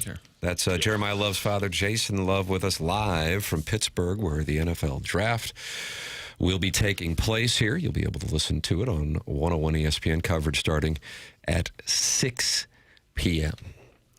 He averaged almost 7 yards a carry for Notre Dame this last season. I really would have liked to have seen them in the college football playoff, by the way. But I also understand that they had to make sure that the SEC championship game couldn't penalize people because of the clown show. I love the fact guys our age would be up there, and we would be going, wow, Joe Montana, Jerome Bettis, like Tim Brown, the Notre Dame football alum, and the kids are like, who's that? And the dad's like, no, you don't understand. He straight fanboyed him. Jackson from Ladue. Yeah. Tim from the U-High. Yeah. I'm a big fan. It was a little hectic, and the people, somebody even noted, where's Papers on the update? You were strategizing with the dad. He's getting on the elevator. This is some behind-the-scenes logistics. Yeah, it's draft day one. It's his son's about to go in the top 5. I imagine it's extremely hectic. I get it. Yeah, there was a lot of and even yesterday I said to Papers, we'll get him at some point. Yeah, I'm not. This show is fluid, Tim. It always has been. Doug always comes in with a script for every day, and then we just get away from it really within the first about 5 seconds. I wonder why he spends so much time typing it up. Yeah. 15 years later. Just in case. We had a clip of Scott Pingle as the CBC football coach, and Kevin Ryans was over the other day, and he said, when did you think Love could be special? He said, well, I walked in he's a freshman in the summer. I walked in, some kids dunking in the gym, and he goes, who's that? And they're like, he said, freshmen aren't usually in there just throwing down. Right. And he said, I knew this kid was special. So it's exciting for St. Louis, and there are a ton of kids that have made it to the league in recent years. It's pretty cool. And he's only 6 feet tall, so dunking as a freshman, he must have some major hops. Mm-hmm. I wonder if he would have been able to play at St. Gabriel. You think he could have played? No. Let's not get carried away with this. Thank you. Guys, if Jeremiyah drops to 6, he would look amazing in burgundy and gold in the backfield with Jaden Daniels. That's from Bearcats, who I guess is a Commanders fan. I don't know. Like I said, Mel Kiper and Field Yates with the Latest ESPN has him at 3. I guess I'd be surprised. Doug, where do you have him going in your mock? You just updated your mock draft. My mock, yeah. 7:30. I am going to the Cardinals at 3. That could be worse things than making $9 million a year and living in the Phoenix, Scottsdale area. Yep. Doug and I were talking before the show that we just missed the draft. It was such a big thing. We spent a lot of time on it around here back in the day. Rams Park, you'd load up on food. Doug, is that the only reason you went was the food? It's one of the reasons, for sure. Load up. Yeah, it was out there all day. Load it up. We used to fret over who they're going to take in the 5th round, the 6th round. That was a major draft, Nick. I miss those days. Yeah, it certainly cut into the St. Louis. And I know there's a lot of people listening that are really into it. I mean, hell, ESPN had an on-screen countdown for the last 6 days. How many hours? That's a national thing, but I'm sure a lot of people locally that have fantasy teams really get into it, but it's not anywhere on par as what it used to be. Yeah. Puts me in a bad place thinking about that. I just have to be honest. No, I'm not. This isn't saying let's not talk about it, but yeah, it's a significant thing, and it's a major loss for the area. There's no way around it. And say, well, get over it. That's fine. If you're over it, God bless. I'm not, but it's more from the standpoint of being, all three of us really, outside of for our first 1 or 2 television jobs, are lifelong St. Louisans, and therefore sports fans, just like I would imagine the majority of the people listening to the show are. And there's no way to BS your way through it. You lose the NFL, and it hurts the region, not just from a sports fan standpoint, but also from an economic standpoint. And it's incredibly unfortunate, because this is a huge day in sports, and I think that this region would and did show that it would support a team. So it sucks. So yes, it puts me in a bad headspace. That is my moment of bad headspace, which is essentially every moment of my day. And as greedy as the NFL can be, and just bastards a lot of times, and they don't care about cities and fan bases, that's been proven. They get a lot of things right, including the draft, moving it around. Yeah. Last year, Lambeau Field. Tonight, it's going to be at not Heinz Field, whatever it is now. It's Acrisure or something. But that they've turned it into. I mean, Detroit a couple of years ago, the visual on that, it's pretty cool what they've done with the draft. Just jump on the Chiefs bandwagon like the rest of St. Louis did. That's from Mahomes' long body. It's hard to do. Quit crying, Tim. It happened years ago. Hi. Some Doug's Dungeon Dweller. Okay. I saw where. Here comes Suckboy Tony. I guess the Heinz Corporation is headquartered in Pittsburgh. Yeah. And they're saying they're going to give a lifetime of Heinz ketchup to the guy who's the 57th pick in the draft. Yeah, that'll be great. Heinz 57. I think it's kind of a nice marketing touch. By the way, Doug's Dungeon Dweller, who told Tim to quit crying earlier, wanted to know why is Paper so argumentative all the time. And I almost read that earlier just to see if he would argue about being argumentative, and I disagree. Jackson's a loving, NBA worshiping, Sports Center you updating. and Dr. Ben, who sent in a picture of himself with his wife. I feel like I'm pretty non-confrontational. I agree. Certainly in my actual life. I don't know to tell. Who is that from? Doug's Dungeon Dweller, who told Tim to quit crying, earlier wanted to know why you were so argumentative. Doug, I'm lactating. Thanks. Oh, gosh. Just somebody calls in with that quick. Possible. That's what I have to say. Quick hitters. I think you're going to want to stick around here for this next segment. Like I said, I went to teasing camp. And I don't want to give any reasons. I'm going to tell you, I think it's going to be worth it. That's all I'm going to. It's intuition. We did the math on it, about 5,400 of these programs going back to 2004. My intuition is you'll be handsomely rewarded if you stick around. It's TMA 101 ESPN.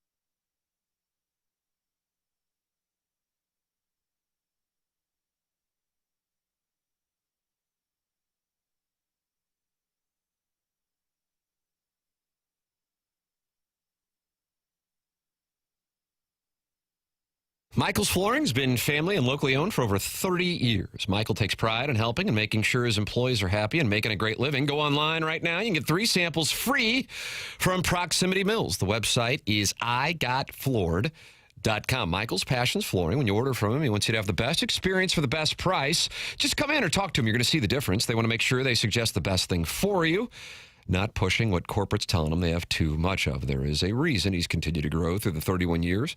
Employees love working for him as they feel like family, and he makes sure they're taken care of, and this then rubs off to the families buying the product as they know they have the best interests of the buyers. They have it all, but carpet's awesome, and it's back.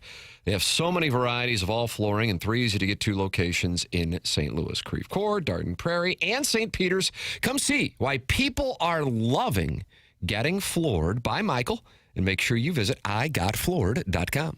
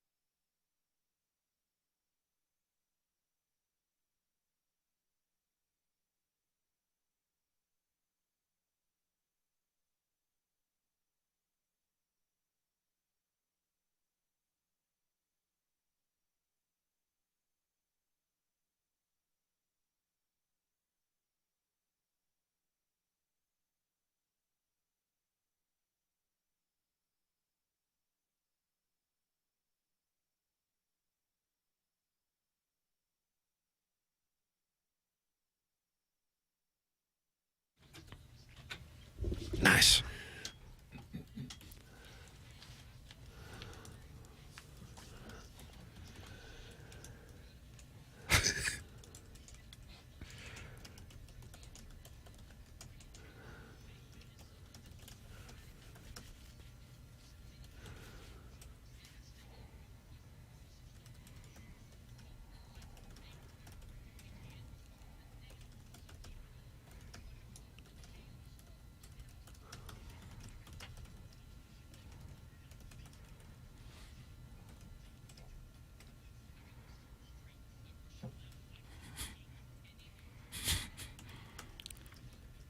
What do you think, Doug?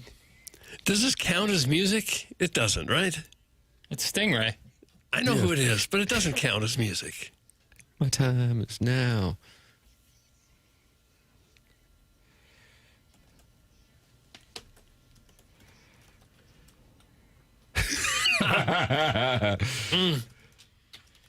It's John Cena's birthday, so I figured if there was any time. John Cena 51, you think, Doug? Willie McGee? I don't know how old the guy is. Show prep. But why would this? Was that his entrance song or something? Yes. Yeah. That was his song. Yeah, it's how WrestleMania started. I show up again. Wow. He turns 49 today. Oh, what then? Yeah. Well, okay. Sounds like you don't care. No, well, not special. Why'd we play that? He's Papes? done well John for Cena's himself. birthday today. Oh, you said that. But that's his walk-in. That's his, yeah. I apologize. I'm way behind on my WWE research. Yeah. Larry Nickel. That's why Larry Nickel appears. Yeah, that's the only intro song I know. Well, the other reason he appears is if we meet his demands. Yeah. I deep teased that we've got a little treat here, and maybe now that there's build-up that perhaps it's not worthy of. So now I feel badly about it because people are saying, Lisa Ann coming back to the show. There's theories. That's not what it is. No. I think it's a delight. Joe Lenardi has just released his bracketology for next year's. We don't know who all the players are yet. Okay. Like that doesn't matter? But wait till you hear who Missouri and St. Louis University are playing in the first round of the tournament. And good news, they are both going to be playing in Kansas City. Oh, here we go. Okay. But is this the first 24, Jackson, or is Don't the do this next to me. 52? Don't do this to me. Taking place in the Midwest Regional. 8-seed Missouri will be taking on 9-seed St. Louis University. Oh, my God. How about that, Jackson? Here we come. So when you do your local college basketball rankings, you'll just be able to say, we'll settle it on the floor on March 24th. Yep, that's exactly right. Couldn't one of us have just made that up? What do you mean? What are you saying? That's what he did. They haven't had a practice yet. It should be noted that Missouri would be the 8th seed, slew the 9. Oh. And that's based you feel on like that's what? a win for you. What is that based on? Well, I think it might be too early to tell, but I think, I think we're right in the thick of it in terms of college basketball. Now, outside of Missouri against St. Louis University in the first round of the NCAA tournament, Doug, in a game that will be played right here in the Show Me State, the winner gets Michigan. Gets Michigan. And that means an opportunity, if the Billikens win, to avenge their loss in this year's tournament. And if Missouri wins, a chance to avenge their loss in the 2004 NIT. Yeah. And what it really is the battle of the Block M. Winner takes the Block M. That's correct. For keeps. But the NIT defeat 22 years ago is still bugging them? Yeah. The current players who weren't alive when this was going on? That's a wound that festers. Okay. Now, should they get past Michigan, guess who's waiting for them? Oh, could be anybody. In Kansas City. Rock Chalk Jayhawk. I mean, the work that the committee has already done. There's no point even convening. And you'd have to think Kansas would be avenging their loss earlier in the season in Kansas City when Missouri takes them down in December. Yeah, like Rocky 2. Yeah, it'll be like Rocky 2. And then should they get past Kansas, if it's Missouri, Miami is lurking to avenge this year's heartbreaker. Yep. There's a lot of None of this is true. What? None of it. It's all made up. He actually went through and made up an entire bracket, and he's deciding who's winning the games and who's losing the games. You surprised at High Points at 12? Stunned. How about Iowa being the last team in, but Dana Can't Altman believe it. and Oregon being the first team out? How do you like having a first team out? As we Already. said, in late April. Papers, can you file some of this in Predictionary because we'll probably forget by next March? Yeah. Missouri, St. Louis University, 8-9 matchup. Getting ready to take on Michigan. I'm screenshotting it right now so that we will have it for posterity. Boy, Porter Mosier isn't going to get in. But I don't know what the field's going to be because they're ranked 70th. And so theoretically, if they do expand a tournament field, then they would get in a tournament. Right. Would Porter Mosier be out if he doesn't go back to the tournament? Yes. You think he would be? Yes. So now he's got to be pissed after seeing this morning. Yes. If it's evident they're not making the tournament, like in late February, early March, I do not believe Porter Mosier will last. So Jackson has just announced. That could be your Sports Center update. Could be when I'm scrambling. Now you sit there and you say, well, Dilladoy made a Final Four. Where are they? A 2 seed. I wonder if that will be reason for some bulletin board material for Brad Underwood. Hey, we were in the Final Four. Now we're a 2 seed taking on Navy, and we got to play North Carolina in the second round? Oh, another revenge game. Yeah. Yep. But the committee, that's what the committee's doing with this bracket. I think you call the players in today and say, I know you guys are already hearing about this, and it's upsetting. I understand that here in April. Let's try and use it as motivation. Yeah, and if you look at the next 4 out, Martin, the homegrown hero, Shaka Smart and Marquette, are in that next 4 out. Yeah, so we're at least better next year. Yeah, that would be. We're at least in the mix? Yeah, okay, that would progress. be improvement. In the mix, but officially out. Marquette ranked 73rd. So well, it's early. We got some work to do. They will be out, but Missouri will be taking on St. Louis University per Joe Lunardi in the first round of the NCAA tournament, Doug. Okay. Bracketology hot off the presses this morning, and Joe Lunardi has done it again. 2027 NCAA tournament field is set. It's not set. It'll change by next Tuesday. I know what you're talking about. Mizzou with the number 1 ranked incoming players and portal team will be an 8 seed. That'd be a disappointment. That's from Evil Calvin. We'll see. We'll see how the season shakes out. Kind of unfair to Tim because there's a field of 76, but who gets the OVC bid? Did our Cougars of SIUE get back in? No, it's a great question. Is it Lindenwood? Is it SEMO? We've got a lot of regional-type teams in that Ohio Valley Conference. There'll probably be a 16 seed. No, Martin, unless I don't know who's in that conference, which is very live. Would that be Austin P? I don't see him in there. Yeah, it could be Austin P. It looks like it would be Austin P. I think. Should know. The fly's open, go P. Doug, you ever use Austin P's a 14 seed. Yeah. So they must have some special things going on. I don't know. And they'll have to take on the Cavaliers. We'll have Chris Long on to break that down. They're in the A Sun now. Okay, they moved. They moved. So still stand by. Where does Arkansas State play? Jonesboro, Dry County. Is that right? Yeah. Arkansas State. Dry County. You're really researching this to see who's getting into this? No, they're in the Sun Belt. Well, now that we know that St. Louis University in Missouri. We don't know anything. Well, Doug, we're trying to get all of our teams in. We'll put that Merrimack team. Where are they at? ETSU? Is that East Tennessee? That might be it. Okay. Are they in? They're in. They're in as a 14. Okay. I think that's it. Okay. But I'm not positive. Martin, look at the bright side. If Marquette can win one of the 32 games they have yet to play, they're in the tournament. That's from Captain Turnover. Think about that. Because if they're sitting at 73 and they win one more game, they probably get into the field. That's what Joe Lunardi is able to do. He's not able to do any of this. He's just a goober sitting down at his computer. Friend of the show. Surprise guest, sir. Oh my God. Surprise guest, sir. He's making stuff up. It's Tennessee State, by the way. Tennessee State would be your Ohio Valley That's who's in. Okay, because we wanted SEMO, we wanted SIUE or Lindenwood to get that bid, but unfortunately, Doug, the local teams didn't get in because Tennessee But we State. don't know. This is all just fantasy nonsense. It'll be great when SLU puts the final nail in the Dennis Gates coffin when he loses in the first round again. I look forward to watching Jackson rip off his laser cap in anger on YouTube again. That's from the St. Charles Hermaphrodite. Did you ever do that? No, that guy doesn't even watch basketball. But did you rip off the laser cap? No. Well, so you'd be surprised, Doug. Sometimes what comes on the text line is poppycock. Just like this bracket.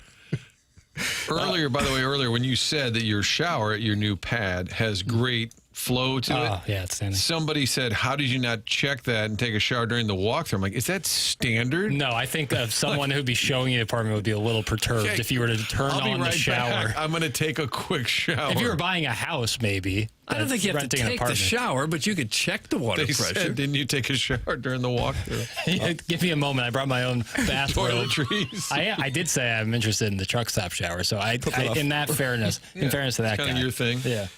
I'm available at 10 to discuss Illinois being a 2 seed. That's from Illini Lance. 10 o'clock is a hot time right now in this program. It tends to be Jeff Suppan's time. Will it be 7 straight days today, Doug? We're going to get to the bottom of this getaway day lineup thing. Derek Gould covered it in the Post-Dispatch this morning. Brad Thompson will be with us. Probably Jeff Suppan will be with us. We're going to figure this thing out. Because when those gentlemen won a world championship together, they didn't trot out a lot of these lineups that we have seen twice so far in the small sample size that we have in the Cardinal season. Doug, about 16% of the way through, 17% of the way through the season, we've seen 2 lineups that had, about 2% chance of winning. The program's called The Morning After. It's presented to you by Brown & Crouppen on 101 ESPN and the TMA STL YouTube channel. Michelob Ultra is the sponsor of the TMA STL YouTube chat. 95 calories, 2.6 grams of carbohydrates. It's Michelob Ultra. It's only worth it if you enjoy it, and today it is going to be glorious in St. Louis. I don't see a cloud in the sky, Doug, and I think the temperature is going to be in the upper 70s, low 80s. A wonderful day to get out and enjoy it with a Michelob Ultra. The program's called The Morning After. It's presented by Brown & Crouppen on 101 ESPN.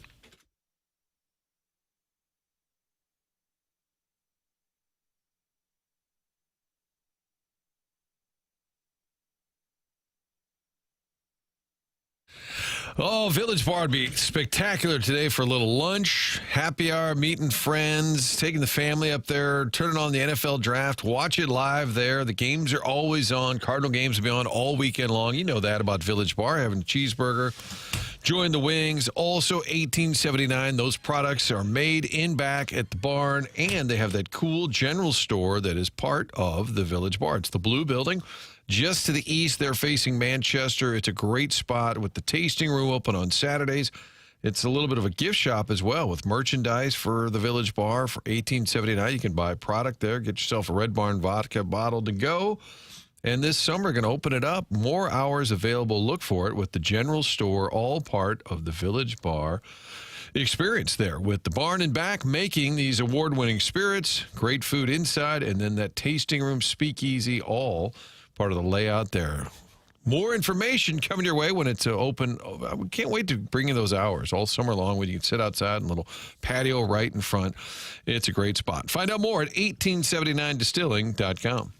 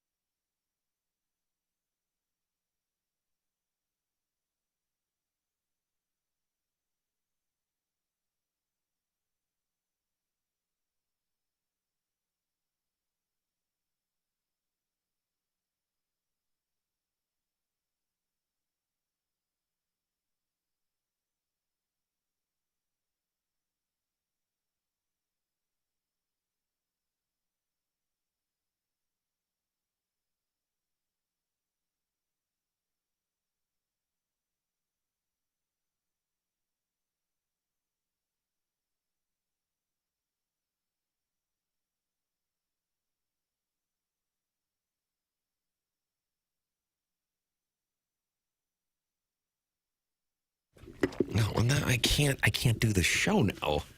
If I hear this, blow, Johnny, blow.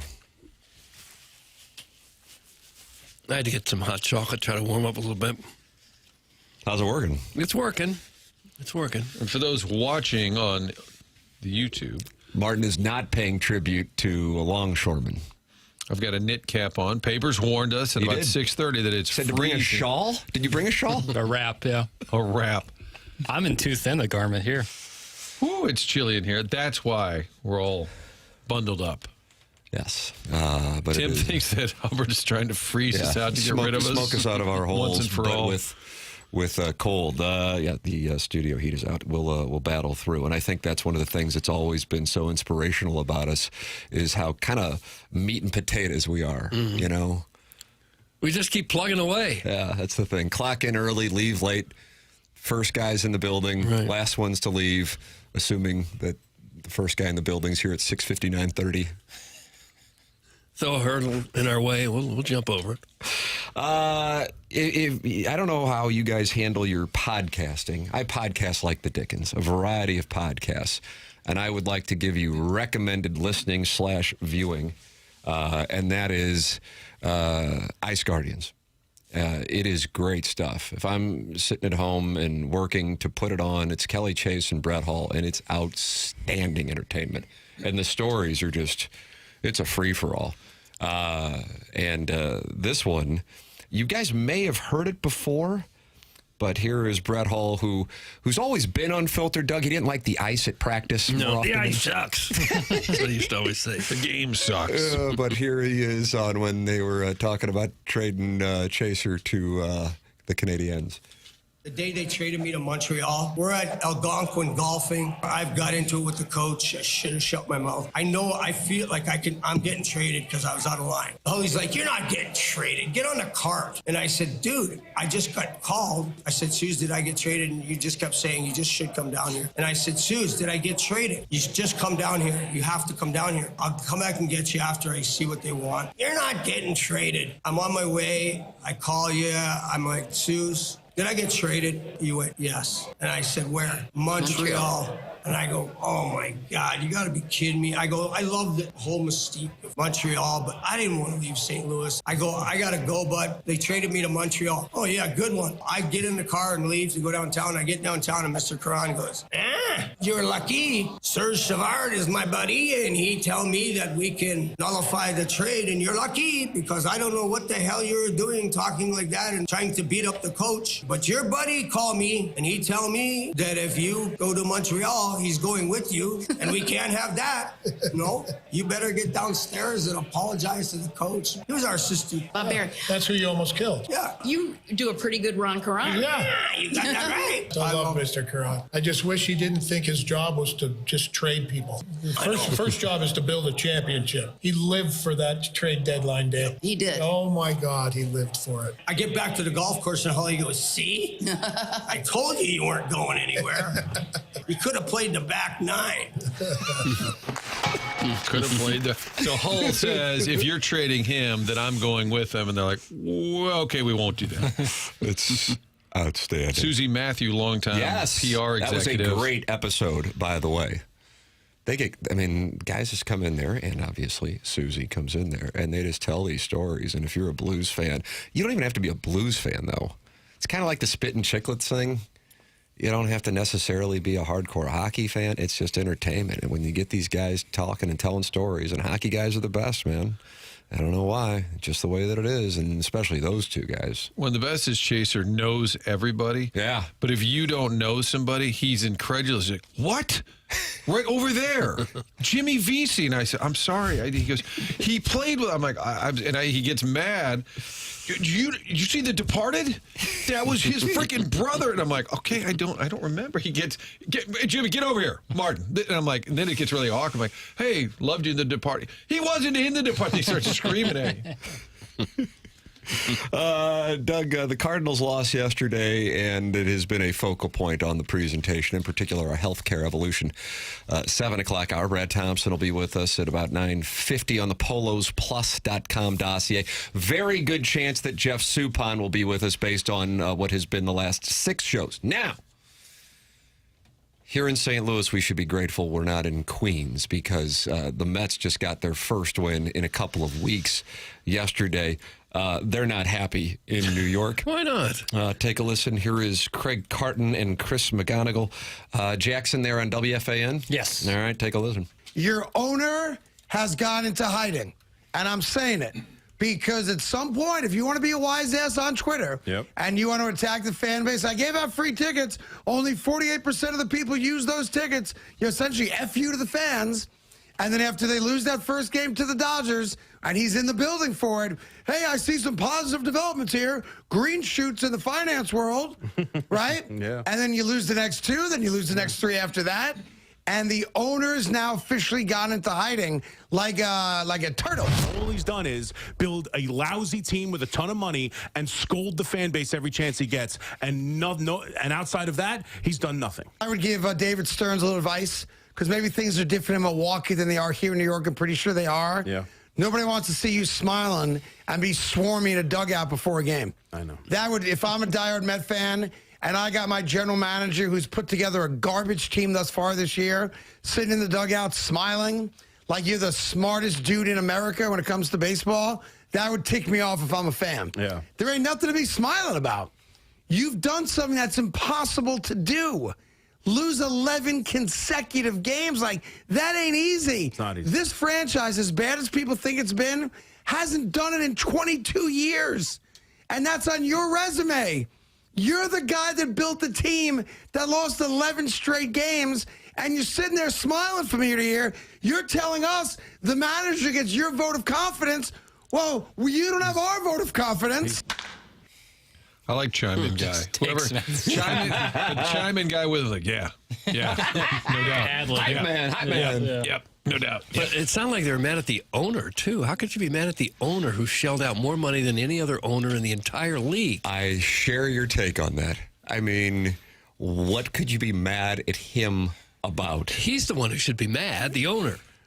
God almighty. But he must have said something that referenced the fan base. I don't know, but that's what they seem to be. I think he gets cutesy in the offseason on Twitter when he's spending money and like kind of dunking on other teams who might be bidding on other guys. And then when it comes time, like when they're losing 11 in a row, he's not as cute on Twitter, I believe. Well, I mean, if you had a choice of an owner spending money and being cute on Twitter and taking on losses, by the way, that he's not running this as a profitable business, so God bless him. It's just his passion project. It's his legacy, and I think he's going to be able to afford it, so that's why he does it, versus somebody, and take your pick of about 10 who are just going, okay, the economic structure is ridiculous and we're just not really going to put anybody out there. I would take the guy who gets cute on Twitter.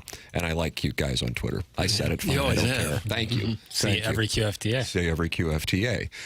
You can give your thoughts at 314-399-9646.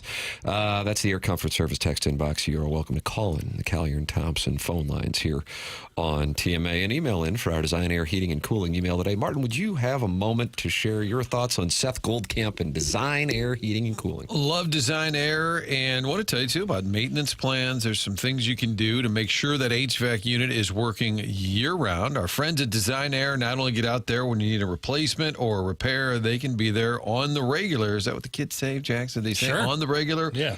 Do that with a special maintenance plan. Sign up for that. That way, everything's updated before summer begins. You get things serviced, checked out. Same with winter, with the furnace. Do that year-round. DesignairService.com, longest-running sponsor of TMA. They bring you the email of the day. We've all worked directly with them, and there is a difference when you have employees not only good at their job, but also enjoy working at Designer. It's a great team that Seth has assembled. We're not going on the air complaining like those Mets guys, because this is a great owner. Yeah. Everyone there getting the job done. and they're happy for all your HVAC needs year-round, and also get that service plan. You'll be happy you did. It's designairservice.com. There it is, Design Air Heating and Cooling, online at designairservice.com. Sponsor of our email today, coming up on the Polos Plus dossier at 9:45. Brad Thompson going to join us as well, probably Jeff Suppan. If I had to guess, that's all coming your way on TMA. The show presented to you by Brown and Crouppen, broadcasting from the Stifel Studios. Tim McKernan, Doug Vaughn, Martin Kilcoyne, Jackson Burkett, Chairman Kurt with you. This is TMA 101 ESPN.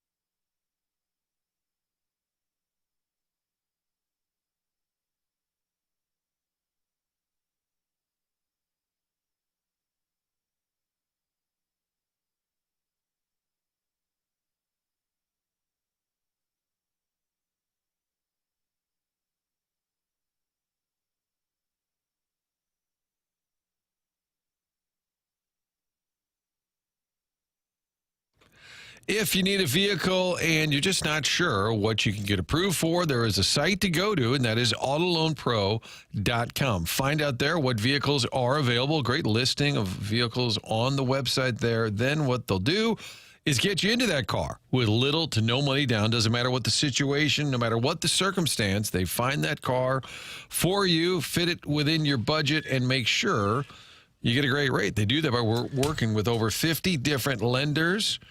It's a great site, part of the Lita family. Special rates for you, no matter what your circumstance. And financing a car can be a little frustrating, can give you a little bit of a headache, especially if there's been a hiccup. But you're working with a pro. That's all you need to know. Autoloanpro.com. Cars available right there on the site. Find out what you can afford, and then the next time around, maybe even something else. And you can do that by learning how the credit industry works. They put together a free playbook for you. So this one website has all of that right there. The cars, the financing, and the free playbook. Find out more at autoloanpro.com.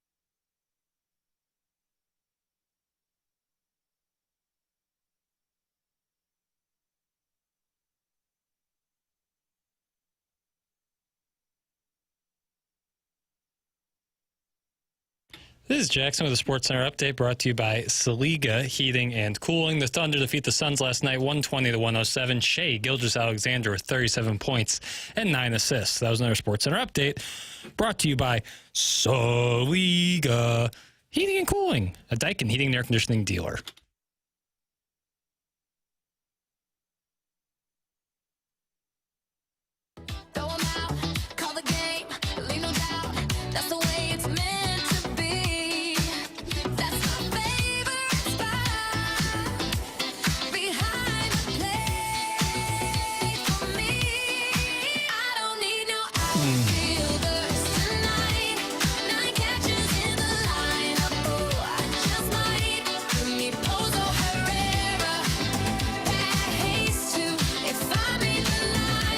Doug, we have a request here in the Air Comfort Service text inbox. Can you guys put a picture of Tim up on YouTube during the breaks to help pass the time? Or maybe just videos of him getting work in on the driving range. Major Lemming play. It's from the Birthday Hawk. Is that something, Jackson, that you can do? We can work on that. Yeah. Was that family golf last night? Do you hear about it? No, I didn't. Big miss for me, I'm sure. Were you live on Twitch or anything? Yeah, I stream it. I, at this point now, have paparazzi following me around. They'll follow me from the stairs of my basement to upstairs when I go to bed, and then back downstairs in the morning. But you act like you're really upset by this, even though you called them and told them to be there. That's a shot at the TMZ business model when they get stars out on the streets, Doug. Yeah, but maybe it's like called them, or their publicists, more accurately, have called them. Yeah. Let's see what's going on TMZ this morning, because I see that the New York Post has more images, Martin, of Mike Vrabel and Diana Rossini. Oh, no. Yeah, they just published those on page 6. See, Vrabel says he's going into counseling now. Yes, he is. He is not going to be there for the Patriots' day 3 of the NFL draft. We were joined by Jeremiyah Love's father in the Fisher Window and Door Store 8 o'clock hours there in Pittsburgh, as Jeremiyah will be drafted somewhere early in the first round. But early this morning, ESPN's Mike Reese with this story. Patriots coach Mike Vrabel will not be with the team for the 3rd day of the NFL draft on Saturday. Quote, "As I said the other day, I promised my family, this organization, and this team that I was going to give them the best version of me that I can possibly give them. In order to do so, I have committed to seeking counseling starting this weekend." He said, "This is something that I have given a lot of thought to, and is something I would advise a player to do if I was counseling them. I have always wanted to lead by example, and I believe this is what I have to do to be the best husband, father, and coach that I possibly can be. This is not an easy thing for me to admit, but it is one that I know will make me a better person. I appreciate the support that everyone's given me and promise a stronger resolve as a result." So that statement this morning. But he never really cleared it all up. What kind of counseling do you get? Well, I mean, I would imagine if, then, you know, it's obviously speculative, but it could be marital counseling. I guess. He's been married for, 25 years? Yeah. Right? I guess he and his wife would have to go in for that, probably. So you address the team. Could maybe go to like a resort in Arizona. Get some time away. That didn't go well. Hey, Coach, where are you going? Don't, whatever you do, and it's what's called like an adults only. Yeah. Oh, like hedonism. Hedonism, too. Yeah. The place where they were spotted was an adults only resort. But Coach, it wasn't hedonism. No, it was not hedonism. That would be tough. But what always, the part that doesn't sit well, even and with Diana Rossini, was like she was kind of outraged at sort of the accusations, and then it slowly kind of comes out like something doesn't add up. There isn't a flat out denial at this point. But at the time, it's kind of like everyone is judging me. You don't understand, and then it just kind of slowly evolves into, it's kind of what everybody thought it was, seemingly, allegedly. Yeah, you probably wouldn't resign if it wasn't true. And even Vrabel, if nothing was going on, you would come out forcefully again. but instead it's a little more vague, and then it's time off. He'll miss the third round, Doug. Just the third. So, yeah. So, the day 3 of the draft. Right? Marital counseling's for quitters. That's from the SEMO Indians. Well, I think it's for people trying not to quit, right? SEMO Indians, you can follow up by calling in to the Collier and Thompson phone lines at 314-974-0101. Sharon in Clayton says, counseling, a.k.a. team ordering a temporary absence until the next scandal comes along to take the heat off this one. Give me a break. Doug, that's Sharon in Clayton. She doesn't like the counseling. No, she didn't care for God, it. they had to think in that building. Well, we all those years with Belichick, it wasn't exactly pleasant. Now we got this Mike Vrabel. Seems like a great coach, great guy. Whew, finally some normalcy here in Foxborough. Yeah, not so much. Are there counseling sessions for how to keep your junk in your pants? It's from Sharon and Clayton. Really down on this counseling now. I guess you got to say you're doing something. You can't just say, I'm sorry, and be done with it. So they say, I'm sorry, I'm going to counseling. Beer Cat says Sharon nailed it. Beer Cat's and Sharon and Clayton in alliance. He was underneath, and I was underneath doing it with him. Oh, what? Now, counseling has great value, but I think in this case they're using that term loosely without to Doug's question, what is he getting counseling for? Don't go to the first day. Don't go to an adults-only resort with Diana Rossini. Next topic. That's our first topic.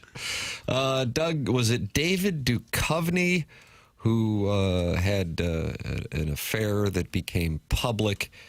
And was he married to Taya Leone? You might know her from Family Man with Nicolas Cage. Am I right on that? Was it Family Man, Jackson, 1999? Yeah. Tia Leone and him were married from the years 1997 to 2014. And he went into counseling and rehab in 2008 when he had the affair for compulsive obsession with sex. So there's rehab for sex addiction. Okay. Well, SEMO Indian says, go to the bar, be a man. Drown your sorrows. I don't know that I buy the excuse. Go to the bar, be a man. I have sexual addiction. I don't know that I buy that. I think that's making yourself the victim. David Duchovny, I want you above me. That's from the Southside season ticket holders. Yeah, this guy bought season tickets to watch my fantasy team play. Really? It was a song, right? A really popular song. First, I'm a sex addict. There you go, Doug. There's another example. Was that Duchovny? Right. Was that an NFL draft pick? Introduced by the commissioner. Some guy named Bruce. Endearing himself to the new fan base. Taking the microphone, because it's not like you give a speech after you get drafted. Doug, Leone was in a league of their own also. That's from Jackson's Boogie Board. What do you think about that? Taya Leone was in a league of their own? You all right? She was I don't certainly remember her. in the third Jurassic Park. Doug, Rosie O'Donnell was in there with Madonna. And, of course, Gina Davis and Tom Hank. Right. She was in a league of their own. Yep. All right. Yep. Shot in Evansville, Indiana. Part of it, at least. John Lovitz was in that picture. That's correct. As was my mother. She's an extra in the back, but she's there. Could you see her? Sure. What was she doing? She's sitting there in the stands, watching the game. Fans in the stands. Was she in Evansville at the time? She had a friend in Evansville. Yeah. So she was visiting a friend, and they're like, oh, you can be an extra in this movie. Okay. Pretty cool. Mm-hmm. She didn't have a talking part. That's from Jackson's Boogie Board. Talking about Taya Leone. Correct. Leone. It's she doesn't even get a character name. Taya Leone doesn't? Racine, first base. Wow. So this Jackson's Boogie Board really knows his stuff regarding Taya Leone, who David Duchovny had an affair with and then announced that he was a sex addict and went into rehab. All right. So that gives you a free pass? Can't help myself, of course. Not my fault. Sure. So that's the move? I guess that's what they're doing. Was your only addiction Diet Coke? Well, I got journalism. Journalism. Yeah, it's obvious. Diet Mountain Dew for a while there, too. Oh, that's a good one. Diet Dr. Pepper. Ooh, really strong. You like that more than the Diet Coke? Oh, yeah. Is that right? Rank your diet drinks, Doug. Diet Dr. Pepper for me, number one. Okay. I drink a lot of Diet Coke, but the taste at Diet Mountain Dew is pretty tasty. The Coke Zero Sugar is pretty solid.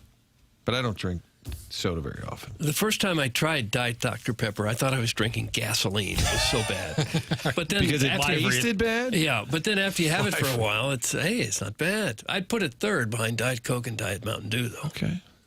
Rank your diet soda drinks. You know what's making a comeback? That Mr. Pibb is you notice that? There's like a marketing splash, right? Have you noticed that, Pibb? Because Dr. Pepper is so big. Looks like they rebranded. Yes. Yeah, well, they used to be that. Pibb Extra. That was a former rebrand. Now they've rebranded back to Mr. Pibb. What the hell, Doug? You don't believe that an addiction is a disease? An addiction comes in many different ways. I guess you don't believe that addiction exists, do you, Doug? That's from Andy Pants. Oh, I think that's just an excuse to get out of the trouble you're in. David Duchovny's sex rehab? Yeah, it's an excuse. I'm a victim. Where that tushy boot? Where that tushy boot? Hey. And that was on the 5th hole, I believe. Guys, Taya Leone's now married to Tim Daly from The Sopranos. That's from the Fluffernutters fan page moderator. That is correct. And what role did he play in The Sopranos? Tim Daly. Is that the guy from Wings? Yeah. He's been in a million things. Yeah, he's in Sopranos. Let's see. He was, J.T. Dolan. He plays the screenwriter friend of Christopher Moltisanti. Ah, that's right. Who has I'm not going to spoil it. Thank you. There was almost a spoiler alert there, Doug and Jackson. Yes. When was that last episode? 08? 07. 07, June of 07. Yeah, 07. Nearly 2 decades old. Yeah, he's been in he was in Diner. That's right. I love Diner. Daniel Stern, Mickey Rourke. Yeah, Barry Levinson movie. Gutenberg, maybe? Yep, Steve Gutenberg. This is the fattest conversation I've ever heard. That's from Mr. Nipples. The fattest. Was that with a PH or just F? F. No. The PH fat is kind of, it's passe. Yeah, it's a little antiquated now. Okay. Well, sorry to even bring it up. No, that's cool. Hey, Doug, come up to Drug Church and I'll show you some ice heads that might change your mind. That's from the recovering alcoholic from Belleville in Webster Groves. Ice heads? I'm not saying people aren't addicted to drugs or alcohol, but I'm saying when you say, I'm addicted to sex, that's why I had an affair. I'm sorry, I'm not buying that. Does Pondoff welcome the congregation every week? Welcome, parishioners, fellow believers, and ice heads. He sent me a picture last night. Him, Chairman Kurt, and Cam Jansen was there. And your script there, Martin's not far off. Okay. I'm going to see Cam Jansen today at the Two Fox. Oh, yeah? What's going on with Cammy Nunu? Talk some hockey, talk some blues, fill some time. Talk some hockey, talk some blues. I love that Cam Jansen. Instant energy. I know. I texted him, and then he just called. He's like, hey, bro, what do you want to do? And good. He lives out west. I said, you want me to come to you? He goes, are we going to go on the river and do some fishing or something? I said, well, no, we're going to talk about the Blues season. He goes, I'll just come to the studio. You were out on the floor with Kellen Thames. Maybe he thought he was going to get poking. Oh, you wanted some action. You think? I was disappointed I didn't see you take a jumper. I did off air. Okay. Didn't go in.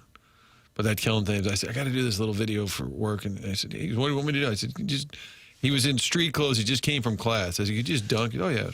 Just chucks it off the backboard. Yeah. It's like a foot above the rim. Yeah. 1-2 step. What a great kid. Sharon and Clayton is active now. All the zero drinks are far superior to the diet ones, and I agree with Doug. Addiction's an excuse. It's from Sharon and Clayton. Okay. Wise woman. I had sex and now Dad is dead. See, that's what happens. Dead. But hey, I was addicted. Need to know a little more. I couldn't help it. I was addicted. Okay. Andy Pants says, okay, Doug, I'll give you a pass on this. Your explanation makes sense. I think David Duchovny had bad timing on his comment. Okay.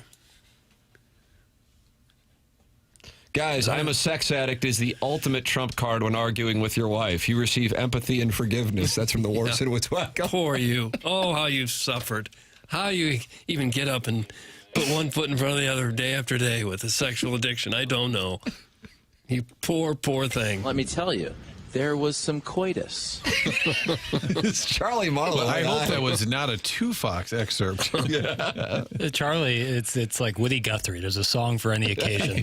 He doesn't need to be here. No. I would love Chuck to come in the studio, but he really doesn't need to. Tim's AM protein drink, which I am about to go get, is in the Michelob Ultra YouTube chat and says, Iggy is Taya Leone on Mr. Skin. So it looks like Iggy's holding court in the Michelob Ultra YouTube chat. Definitely straight to the web interview, for sure. He's had Taya Leone on? He can speak. I don't want to speak for our friend Iggy, but I believe that is the case. And if he hasn't someone in Teo Leone's stratosphere is someone who would have been on Straight to the Web. Doug Sean is on the Callier and Thompson phone lines, and he wants to know who is on Mr. Skin. Good morning, Sean.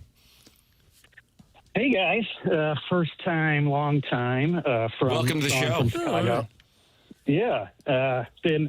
You guys keep me grounded. I'm in the suburbs of Chicago, and you guys keep me grounded for a decade or so through COVID and everything. And so, just first of all, on that, thank you so much. Hey, Chicago, Sean. How about that? Are you in Oak Lawn, Oak Park, Oak Brook? Which Oak are you in?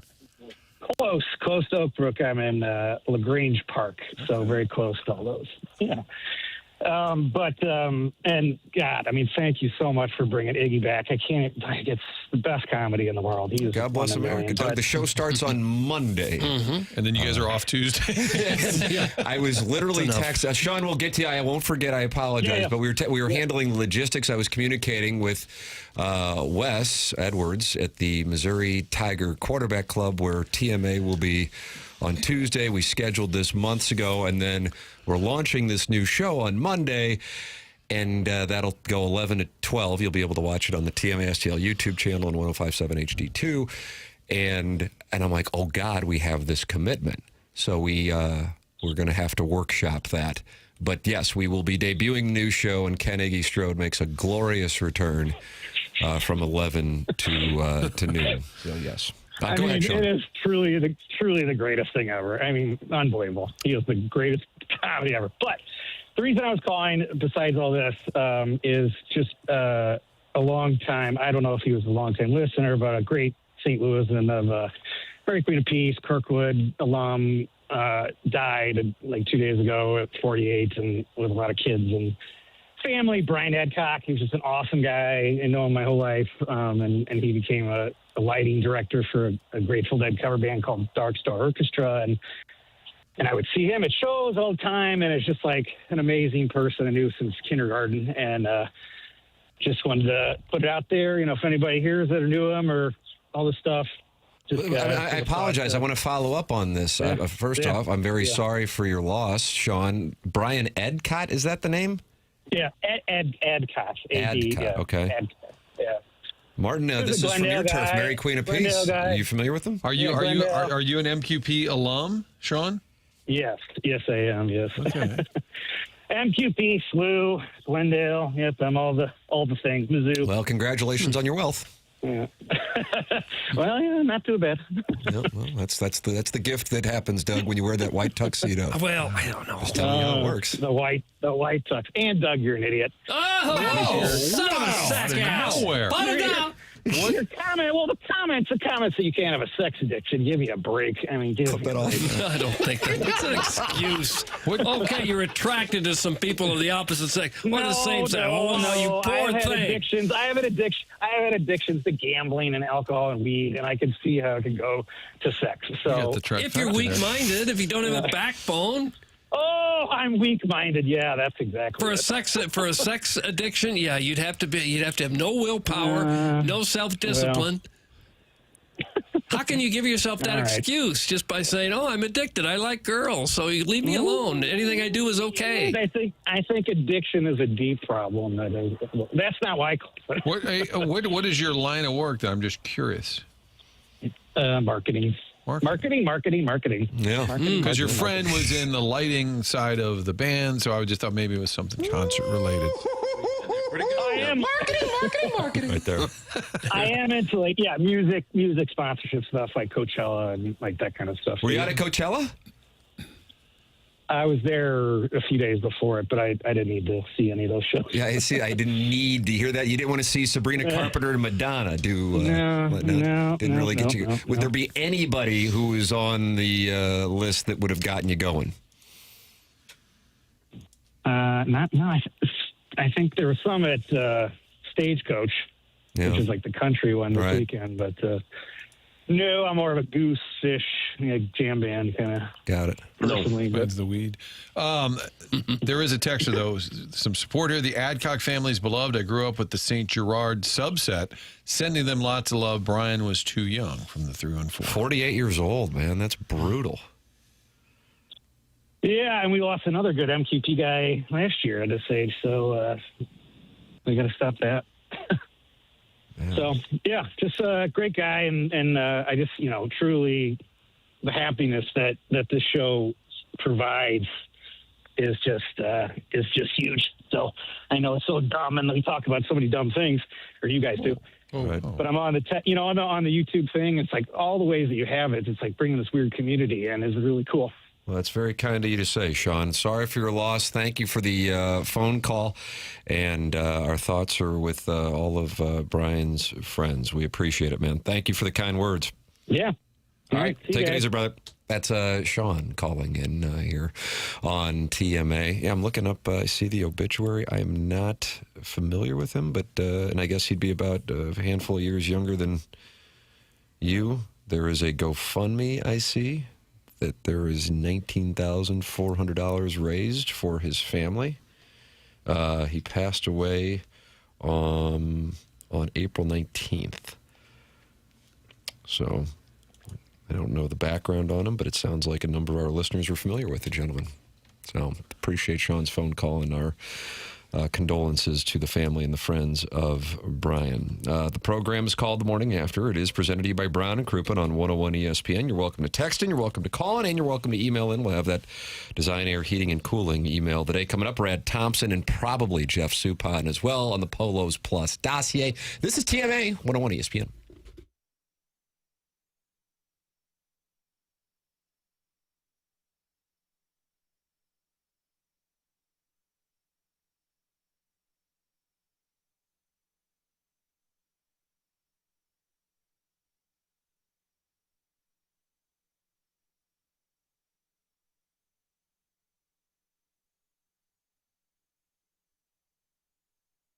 Well, I just had Roof Restore work at my home, and man, oh man, what a revelation that process is.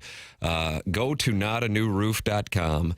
It is a world changer. The amount of money that you are going to save on your roof is about, for real, this is the math. I asked him on this. It's about 10 times of what it would be to have Roof Restore come out. 10 times. So you are saving that, saving the money, saving your roof. What they do, of course, not only do they go up there and then treat your roof for maintenance, but they also get images while they're up there, and they're up on my roof, and sure enough, it's not a monster issue, but a hole in the roof, and they're able to go up there and treat it. But in addition to do that, they're able to perform the maintenance treatment that will give extension to the life of my roof. It is huge. You have maintenance on your car.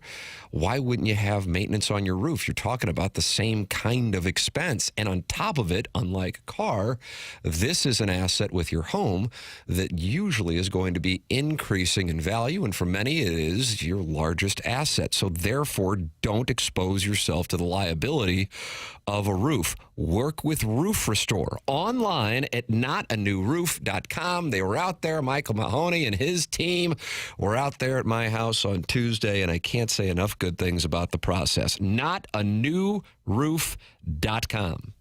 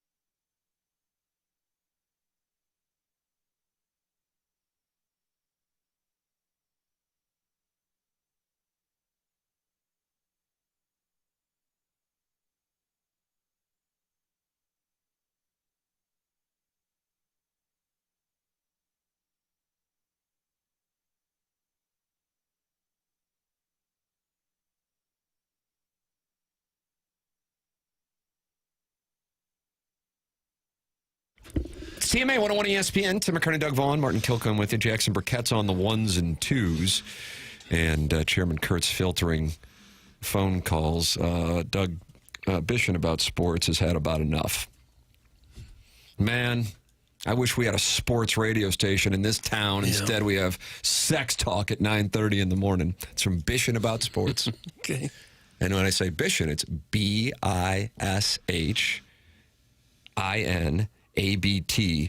sports. So theoretically, it might not be Bishon about, but I've just assumed that ABT stands for that. Okay. I feel like he was a balloon party guy, if I'm not mistaken. For sure. Well, the story isn't, Jackson regaling us with tales of christening his new apartment. It is a story regarding Mike Vrabel and Diana Rossini, which I think has been one of the most talked about stories over the last 10 days. Now, I want to hear about Jackson christening his apartment, but we do that on QFTA for 4 hours.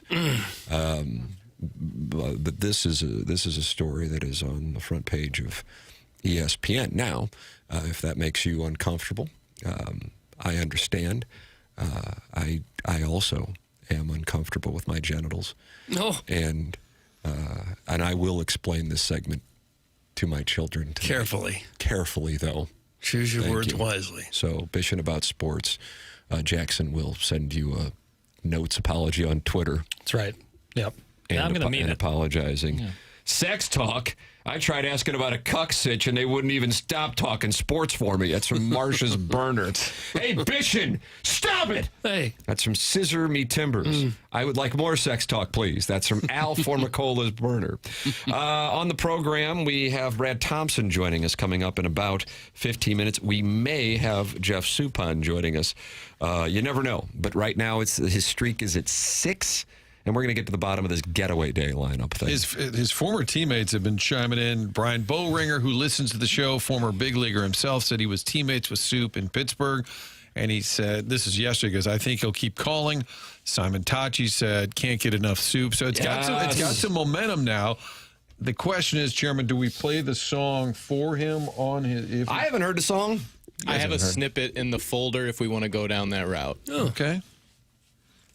We like snippets. I did laugh out loud a couple of times with some of the lines in there. Doug, here's a snippet for you. Oh, we're going to hear it now. Okay. Now it's 8 a.m. and I've got all day. Guess I'm checking with the boys. TMA. Now I'm on the air again. 5 days in a row. Haven't felt this alive since my days in the show. Got my old jersey framed on the wall.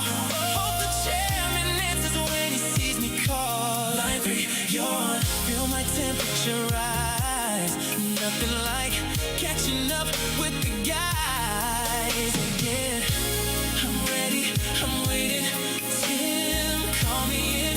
I feel like I'm 30 years old again. Although I've hung on my cleats, baby, my heart's still on that mound.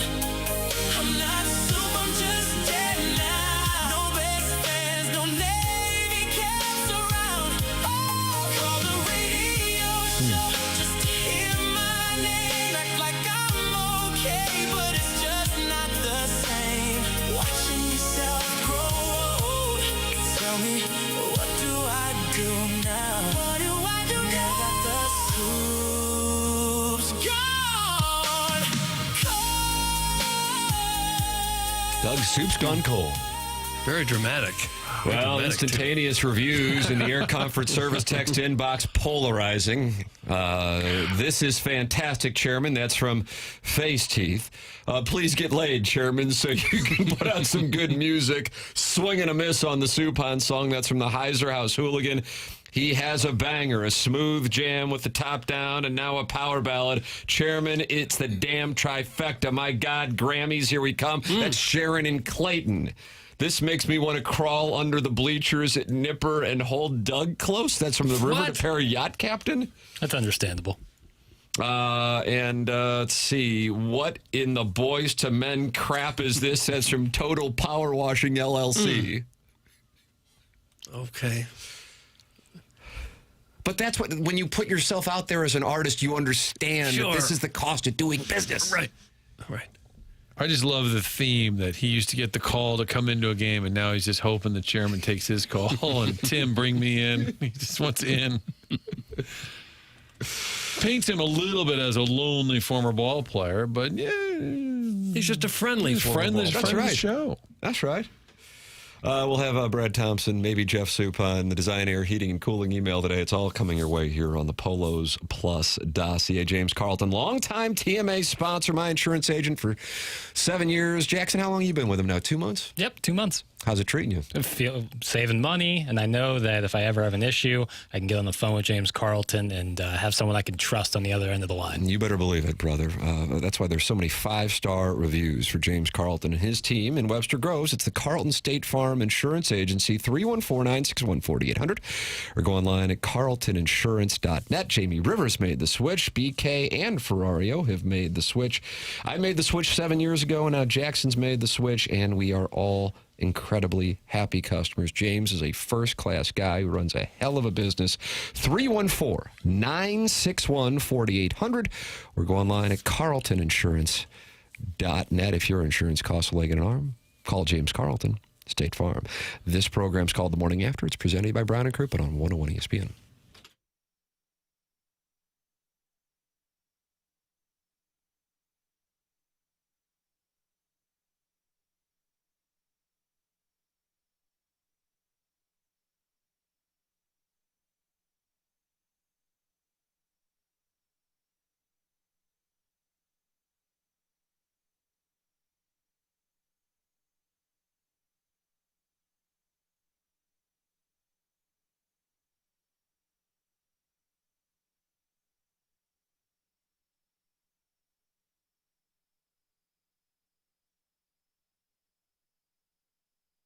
This show is brought to you in part by FanDuel. And right now, new FanDuel customers can bet $5 and get $400 in bonus bets if your first bet wins. From player props on your favorite stars to all the tools you need to back them up. It's everything you need, all in one app.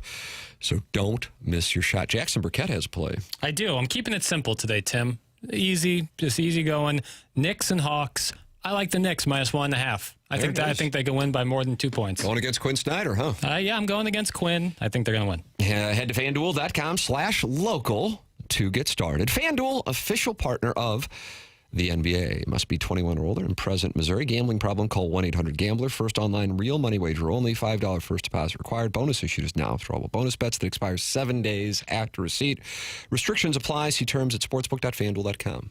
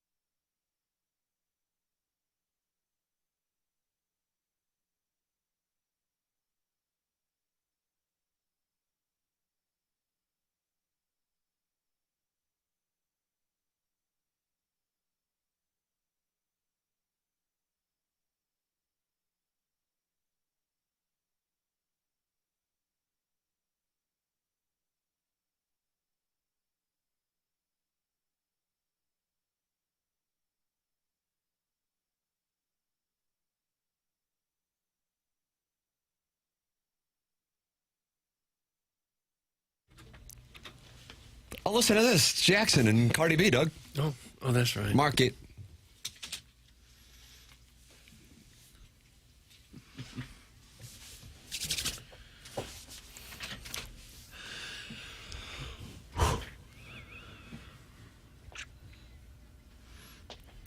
Very catchy. That's right. Very, very catchy. Stifel market moves here.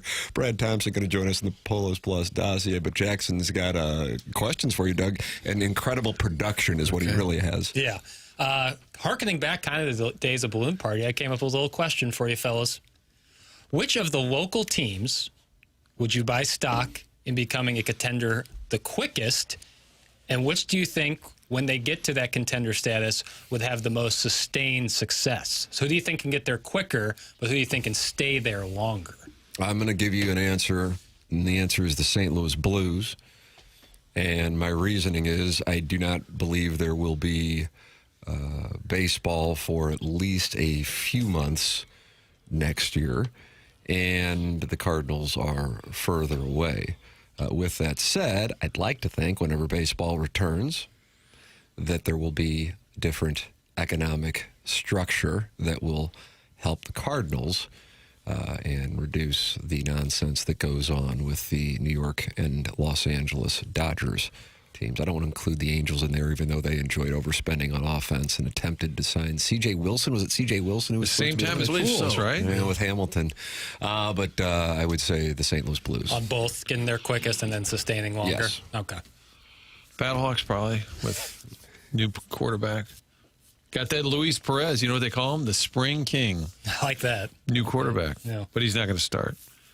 You know, he learned to play quarterback watching YouTube videos. He actually looks really interesting. He didn't play high school football. He was an amateur bowler. His dad's from Mexico. But a serious answer would be the Blues, I think, for sure. I think despite the frustration the last year plus, there's still a lot of pieces there that are in place. And their model has proven that they can at least be in the playoff mix fairly regularly. Doug? Yeah, I'll have to agree also. I think it's a little easier in hockey to make major strides. The Cardinals look like contenders for the first 6 games of this season, but I don't think it's going to last. And I think they're still several players away from being a real contender. So I'd say Blues also. Really creative question. That's from the 314. Jackson, is that what you said, like Twitter comment guy? Yeah, Twitter reply guy. Twitter reply guy. Yeah. Just to correct you on the smallest of thing, or just be really condescending. Well, either way, that was Market Moves when it's presented to you by Stifel. It was okay. It was a little taste of balloon party, Doug. Balloon party. Stifel brings the steady perspective. Market Moves. There you go. Is that your voice? The Market. How about that? It is. Listen to that guy. He and Cardi B got together. He's a recording artist. That's almost Letterman-esque when they were playing Billie Jean. When Michael Jackson, when it was on fire, and they were convinced that he said, "The chair is not my son." And Letterman goes, "Do we have audio of that?" And you could clearly hear Paul Sheffer go, "Chair." Brad Thompson next segment? Yeah. All right, Brad Thompson next. We'll have the design, air, heating, and cooling email of the day. Maybe Jeff Suppan as well. And your Polos Plus dossier here on 101 ESPN.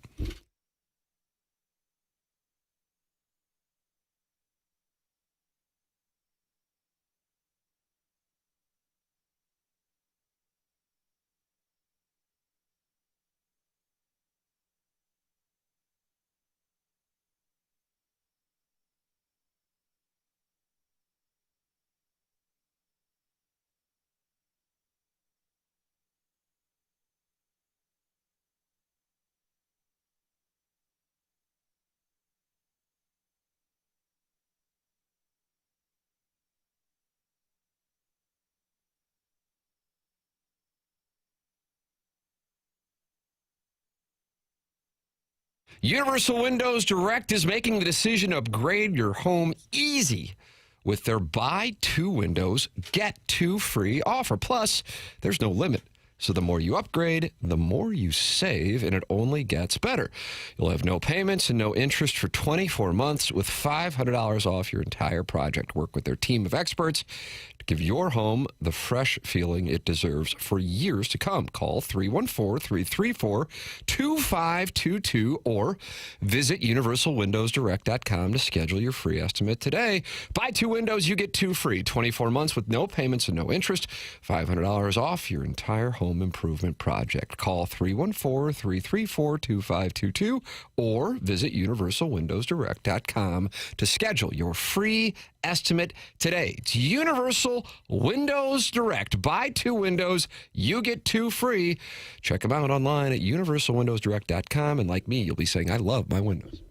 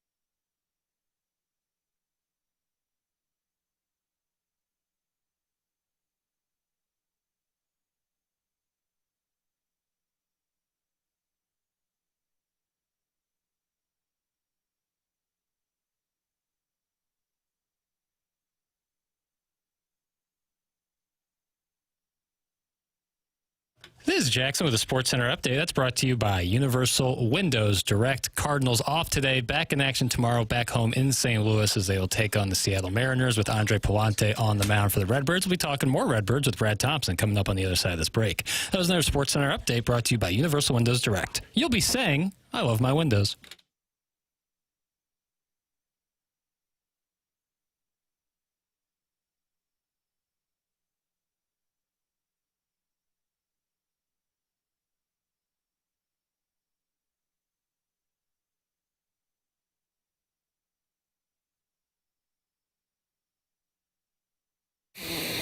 Welcome back to TMA 101 ESPN from the Stifel Studios. Tim McKernan, Doug Vaughn, Martin Kilcoyne with you. Little Jackie Papers on the ones and twos. Chairman Kurt filtering phone calls and emails. We're going to do the Design Air Heating and Cooling email today coming up. But right now on the Collier and Thompson phone lines, Doug, it's our pleasure to welcome to the presentation Brad Thompson. Morning, Brad.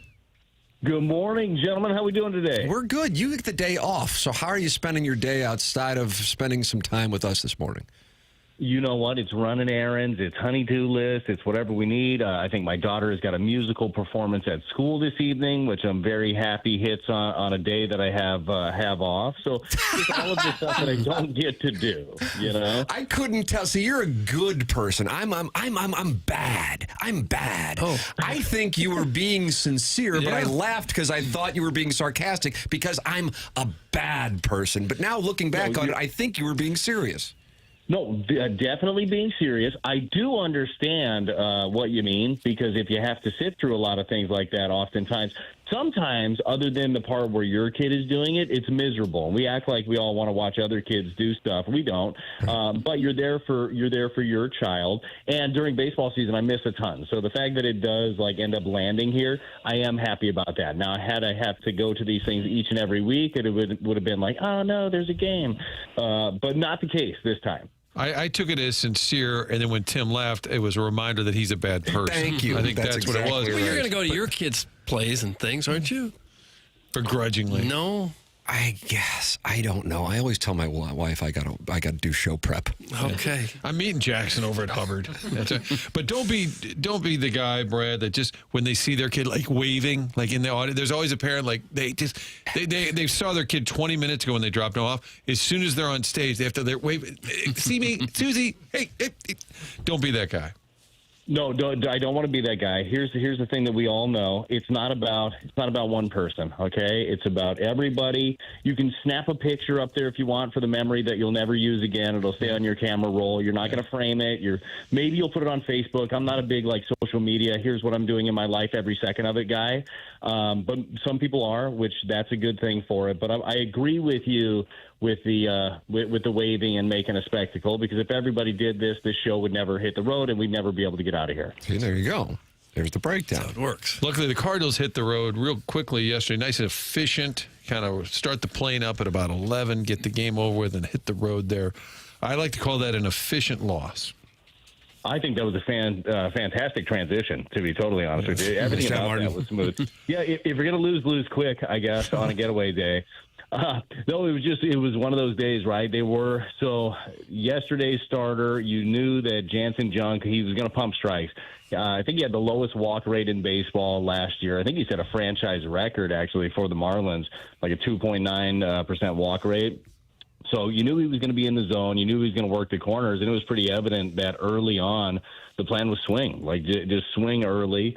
Fortunately for Junk, unfortunately for the Cardinals, that meant a lot of outs early, and he was very efficient. And, yeah, offense didn't get anything going. It was a day where some of your regulars had the day off, and they have the day off today, so you're building in 2 full days. But not exactly how you wanted to end it, but still overall, when you look at this road trip, you go 4-2. You're sitting 4 games over 500 coming back home. And I know the Mariners have not played great baseball to this point. I got a feeling they'll get better and better.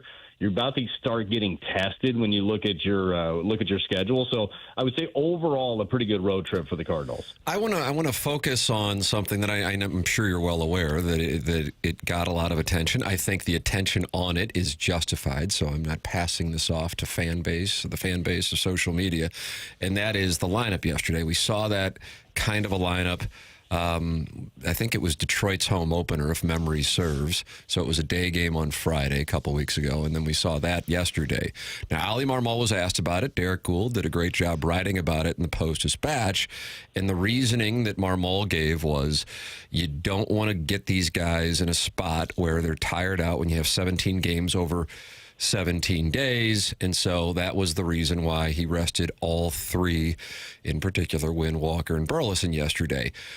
So a couple of questions on this. Going back to your World Championship team, You didn't necessarily see things like this as often, because when you look at, say, Pujols statistics, you'll see, the seasons where he didn't run into injury, he was out there 150-plus games. I think somebody texted in Roland Edmonds and Pujols played 150 games plus in the MV3 year.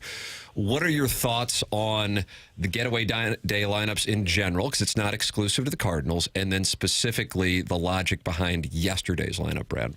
Yeah, look, I understand that people will find anything to complain about or you're dug in enough to care about. I get that. But I support the idea behind it, right? Well, especially with 17 games in 17 days coming up, it makes a lot of sense to me. Look, as a fan, I hate the getaway day lineup, the rest lineup, because you are paying money and you're dedicating time and you want to watch your, the biggest stars and your favorite players be out there. But I understand it for the long haul when you're managing for a season of trying to get some guys off their feet. And you're saying, well, he's 23 years old, 24 years old. He doesn't need time off. First of all, I think everybody could use a little time off. There are your outliers, right? There's your, Cal Ripken Jr. and nowadays version of it of Matt Olson, who plays every single game. And I love that, man. I love those guys that are able to post every day. And it's not like these guys aren't able to post. I think organizationally they just have the data supports being able to build in some rest and wanting their guys at their best. So, look, I understand the fan part of it, but I also understand from an organizational standpoint and from a managerial standpoint, I believe that I would be doing the same thing of resting my guys and giving them the best opportunity to stay healthy through 162. I just wonder if you could give, Walker Tuesday night off, then he's in there Wednesday. Just stagger it a little bit so it doesn't look as glaring. Yeah, you could, but then the way that they did this way, you kind of build in two full days before the off day, right? So I think that's the thought process behind it, is getting a real reset to it. So yeah, there's probably not a perfect way to do it to make everybody happy and then to keep your guys as healthy as possible. And I know that there are guys that are probably beating down your door: Mason Wynn, Alec Burleson, and Walker. They're all kind of those guys that want to be in there, and I'm sure it's almost a fight at times to get them to actually take a step back and take a seat. But I believe, and they obviously believe, that's the more important part, that it's going to be beneficial for the long run. Because I promise you, they're not doing anything or not making any decisions that they believe aren't going to benefit the organization and benefit this 2026 version of it. Yeah, I think for sure it's well-intentioned. And in the big picture, it's not the end of the world. Team's 14-10. It's been a great start to the year. Do you think what have you seen that makes it sustainable, do you think, from this team, that they can be more competitive than anyone expected? Yeah, the thing that I believe makes it sustainable, and I'll get to the thing that I don't think makes it sustainable, the one is they figure out different ways to win. Like, this team is not reliant on one thing. It's not reliant on the long ball. It's not specifically reliant on small ball. It's not solely reliant on the defense, although the defense has been very good, and there are times where your pitching staff is picking up games where your offense isn't there. Like, they've won in a very balanced manner. So that makes me believe that we're going to see some sustained winning. And the fact that you've done this without the top of your order getting going at all. Now, JJ has been an on-base machine, off day for him, just like the rest of the offense yesterday. I think JJ went 0 for 4, a pair of strikeouts, which does not happen to him very often. But he hasn't really even started hitting the ball consistently.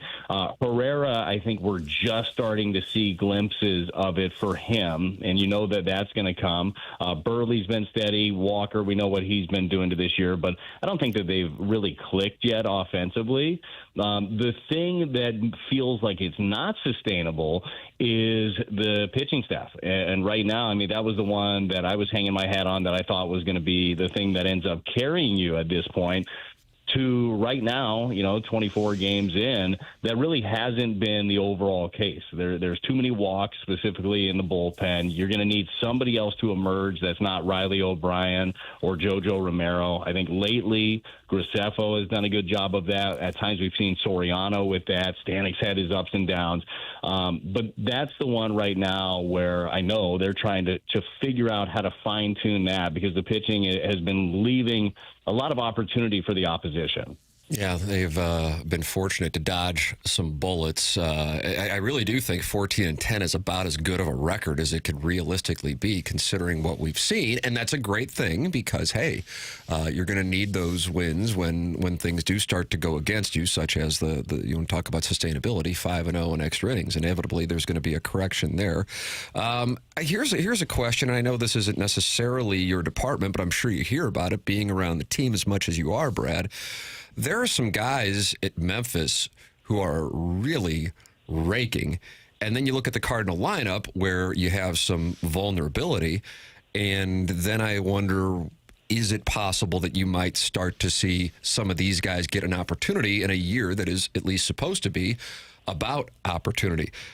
You have what's going on with Jimmy Crooks. He had another big game yesterday. He's up to 8 home runs. And you sit there and you look at the Cardinal catchers and the offensive production you're getting there, and it's clearly lackluster.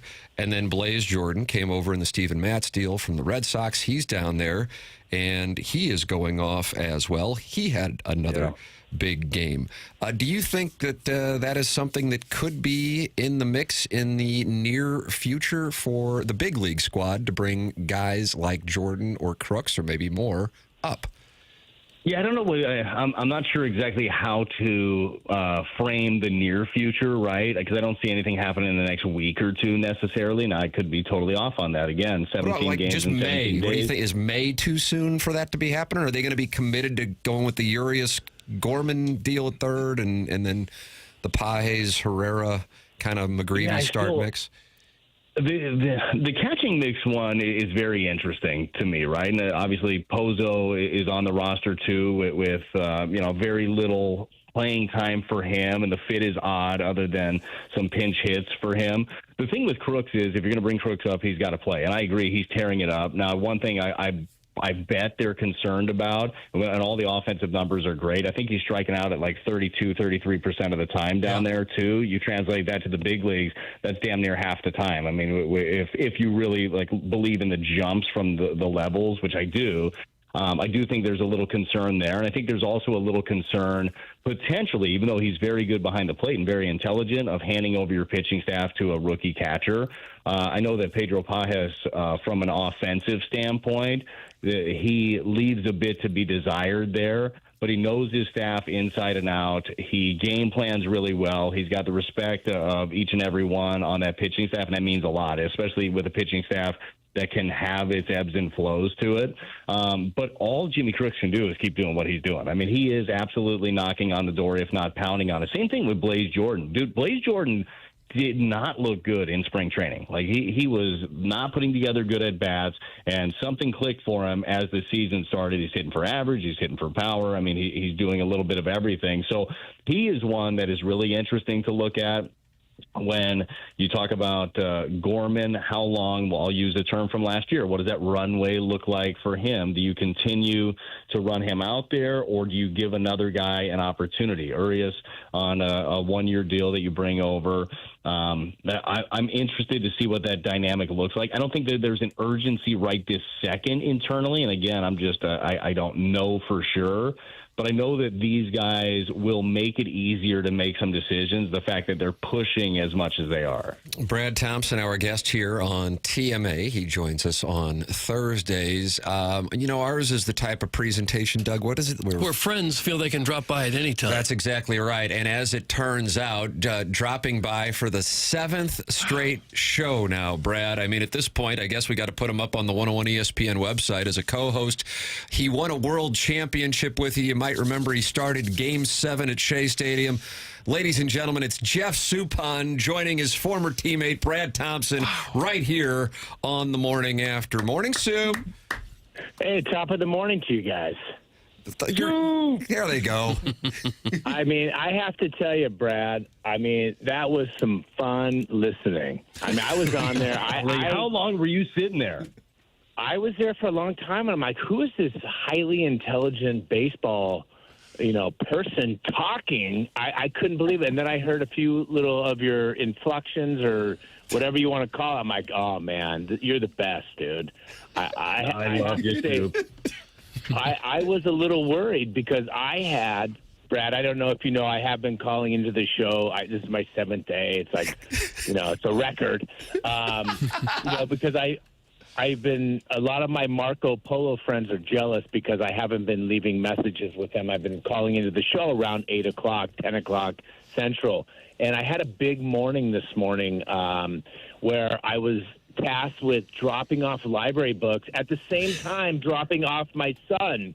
And so I was trying to process, how am I going to do this? Am I going to make my son walk in? I can't do that. Or should I drop him off and wrap around? Then I had many conversations. I just want to let you know I got it done today, and I got it done on time to where I could listen to you talk. So how are you? I'm doing great. I want to know what has spawned this 7 or is it 8 days in a row now? What began this journey for you with TMA this year?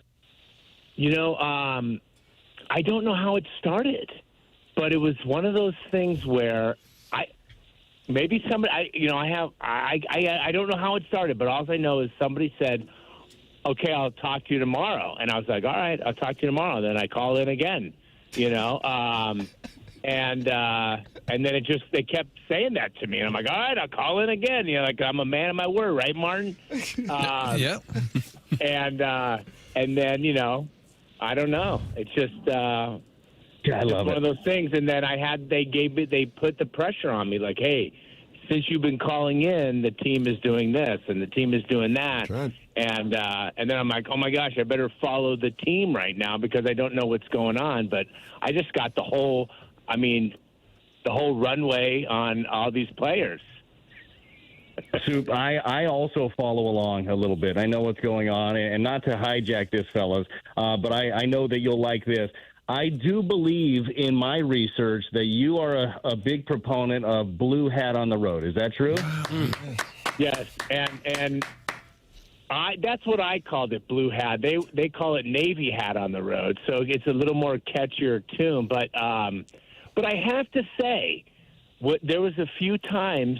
Do you remember when Albert forgot his hat and the whole team had to wear red, and then we had to change the belt out, and then because if you looked at the one photo that Chairman Kurt put on the podcast or whatever thing, we wore red sleeves, which is odd because if you're going to wear a Navy hat, you wear Navy sleeves, but. Whatever it takes, I guess. It is a good look, and somebody made a comment. One of the listeners was like, "Hey, the Cardinals are a historic franchise. They don't do what other people do; they do what they do." So, are you on board with that? You like the Navy hats on the road? I'm Team Navy hat. I like it. I think it flows well. Yeah. Yeah. Now, I am okay if Albert or whoever that version of this organization is forgets something. Okay, then we pivot. We make something else. Now, this. The clubhouse staff is so good. Walshy now and Rip back in the day. They've got several hats for everybody, so that probably won't be an issue. The belts aren't an issue, too, now, Soup. You see that everybody's got their like, bedazzled belts. I mean, you can do whatever you want with your belt. Special belts. So, yeah, I would have not been – I was just happy to wear a leather belt, okay? Because that meant you were a big leaguer. You know what I mean? I could totally see your belt just across the whole diameter of just soup and wraps around like a needle point. Yeah. He gets a soup needle point out on the mound. So St. Louis. I want to know more of the dynamic when Albert forgot his head. We thought you were making this up, Soup, but this because we had listeners looking into this. This really did happen. Okay, I may or may not have made that up. Oh. It's a good bluff. But I bet Brad was like, God, did that really happen? I play along well. I can totally see it. Along those lines, though, So go ahead, Stu. Well, I was going to say, because Brad called it out, so now I can't tip about it. Every clubhouse guy brings everything with them, okay? So they have uniforms for players that come up. They have everything. So once Bradley called me out, I had to I had to tell the truth. I had to come clean. It wasn't a call out of you. It was a hype up of the staff. That's for sure. No, I know. There are guys that can do no wrong, though. Like, there's no wrong for... Like, Albert was at a point for, well, I don't know, his entire life. There's doing no wrong on the baseball field. Soup, I have one error in my major league career, and I will go down saying this. It was Albert's error, okay? I didn't make the error, okay? It was a ground ball back to me. It was at Wrigley. I threw one. And it went right. He whiffed it at first base. He won. He comes back in. He's like, "You throw a cutter?" I'm like, "I didn't throw a cutter. I threw a straight one right at you." But Albert, I should get the error. He should not. He's the best player that I've ever seen in my life. But, like, you would change a hat for that guy, for sure. No, I mean, 100%. And you know what? It wasn't your error. I'm sorry. That was 100. As soon as he said you throw a cutter, like, Tony's like, "What? What?" You know, somebody call up and put that error on Thompson. Yeah, you call the press box right now. Tony calls up to the president. Yeah, I don't see it that way, man. I don't know how Jose Alberto doesn't drop that ball. That's got to be on Brad. You know that's possible. That is awesome and true. It's like if Albert forgot it, bring his bat. Yeah, let's talk to the umpire, man. No bats for anybody. Like what? Like, that's a rule? Man, I remember one time Albert said that we got in 2004, we had these plates, and they came out at the end of the season. It was 2005 now, so I'm trying to get everyone to sign it, right? So it's like the second game of the year. So I didn't go around and ask everybody to sign it. I gave it to Walshy. I said, "Hey, Walshy, can you get everyone to sign it?" And I hear him go to he's like, "Oh, I got to go to Albert." So he goes to Albert, and I hear Albert's like, it's just literally, we played 4 or 5 games. Suppan hasn't even won a game yet, and I'm signing this? And I'm like, what? I said, what? Did you tell him you're undefeated when you get 10 runs of support? Yeah, that's right. I said, "Hey, score me 10. I'll get you a win." And Brad will finish the game up for me, okay? Those are generally the ones that I got into, Soup. Yeah, it's kind of. Hey, you were nasty, man. Sinker slider, man. Well, you know, they caught up. It turns out now, and I don't think I'd have fared as well nowadays, that the league knows everything you do right after you do it. You used to have a little bit of a grace period. It's like the second year. It's like, oh, okay, this guy's a sinker slider guy. Now it's like game to game. And then I don't know how you feel about this. I was thinking about this the other day. Soup, you know those Traject pitching machines where they put in exactly the metrics of whatever this guy's pitches are and you get to face it beforehand? I think that should be banned. I went to, after my son, we went to Omaha, and I went into Kansas City because my buddy Jeff Davenport is the manager of team travel. He's a vice president over there, been there forever. And so he took me in there, and I saw the machine, and he goes, "Hey, this is tomorrow's starter." And I'm like, what? I mean, it would look so real. I mean, everything since 1968 has been in favor of the hitter. When Bob Gibson set the ERA record of 112, no lie. And yet somehow the Cardinals still have a lineup full of guys hitting 208. Well, that's right because that doesn't always translate. Pitch. It's hard to. What's truly awkward is that we focused a lot on this show on getaway lineups and how it's less robust than normal. I feel like our guests today both have been victims of those. Like, you go ahead and take the ball tomorrow, Brad. Yeah, I would be the one. That would get the. I still remember it was actually the last day of the season. God, what year it was? Whenever Kyle Loesch was signing his extension, and I remember driving into the stadium. It was against the Reds, and I get a call from Russ Springer, and Russ is like, "Where you at, big guy?" I go, "Dude, I'm on my way in. What's up?" He goes, "Well, I just didn't know if you had a different routine on your start day." I go, "What do you mean, my start day? I'm not starting." He goes, I'm sitting here looking at the lineup. Says you are. What? Are you kidding me? And then I get to the ballpark. Turns out Loshi signed an extension. He's got the day off, and I'm starting. So those were kind of my assignments. I think it's important to have a guy like that. The just-in-case guy. Well, as I got older, that was my alias on the road, just in case. But, the reality is, like, Brad, I was telling them the other day, I said, first of all, it's the big leagues. I mean, so it does, they're not a starter who may, be rolling out on a getaway day, but they're still big leaguers. You know what I mean? Like, it's still a good lineup. I mean, and it just may not be, all the Hall of Famers that are on the team starting that day. But how did you do that day? I'm curious. Look, and somebody has probably already looked this up already, but I think I did well. I want to say I probably went 5 innings. I feel like we won the game. If it's anything other than that, please don't look it up. I remember it fondly. Well, going 5 innings after you've been pitching relief for a while, that's like throwing 10 innings. So kudos to 9 you. Now, so like that was. Think about it now. 5 innings, pretty solid. I mean, 5 innings is a starter now. You did it coming out of the bullpen, spot start, didn't know you were pitching. Tell him, Sue. I mean that's pretty legit. That's hard to do, and you did it. So it's no NLCS MVP stuff, but it's fine. Hey, that was a good 15 innings of my life. You know what I mean? That was good. That was timing. Timing went well, and a lot of things came together. You know what I mean? So what about your boy Flo coming in, throwing 15 sliders in the row? I never even knew that until I watched the game like 10 years later. I'm like, oh, my gosh, every pitch was a slider and got out of it. And Flo is one of our best friends. Love him to death. He came out there all clammy-handed and nervous and then just mowed people down.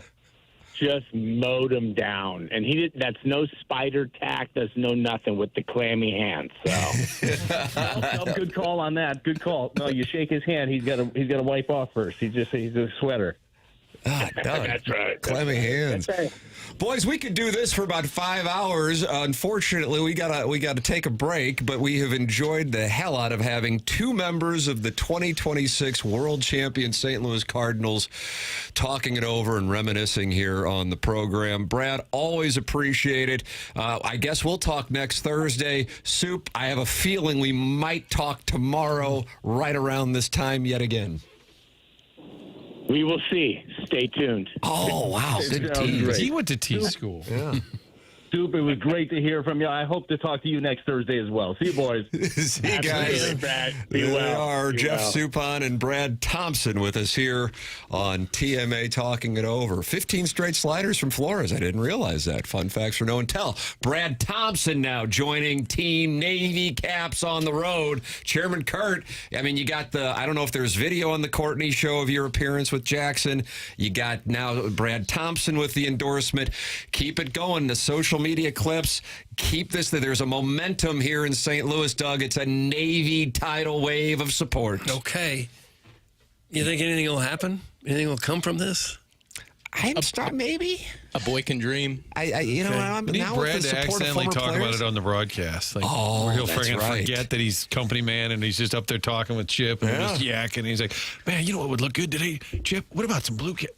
Well, if the team approves it. Just kind of get it out there. I remember when Dan McLaughlin was calling games, Doug, he'd run into Dennis, Denise, and Deke Dotem on a course field. Occasionally he did, Occasionally he did. Wishes to Mr. Dotem. Put it right there on the air. We'll take a commercial break, come back with more, including the Design Air Heating and Cooling email of the day, running behind today, as is the brand. This is TMA 101 ESPN.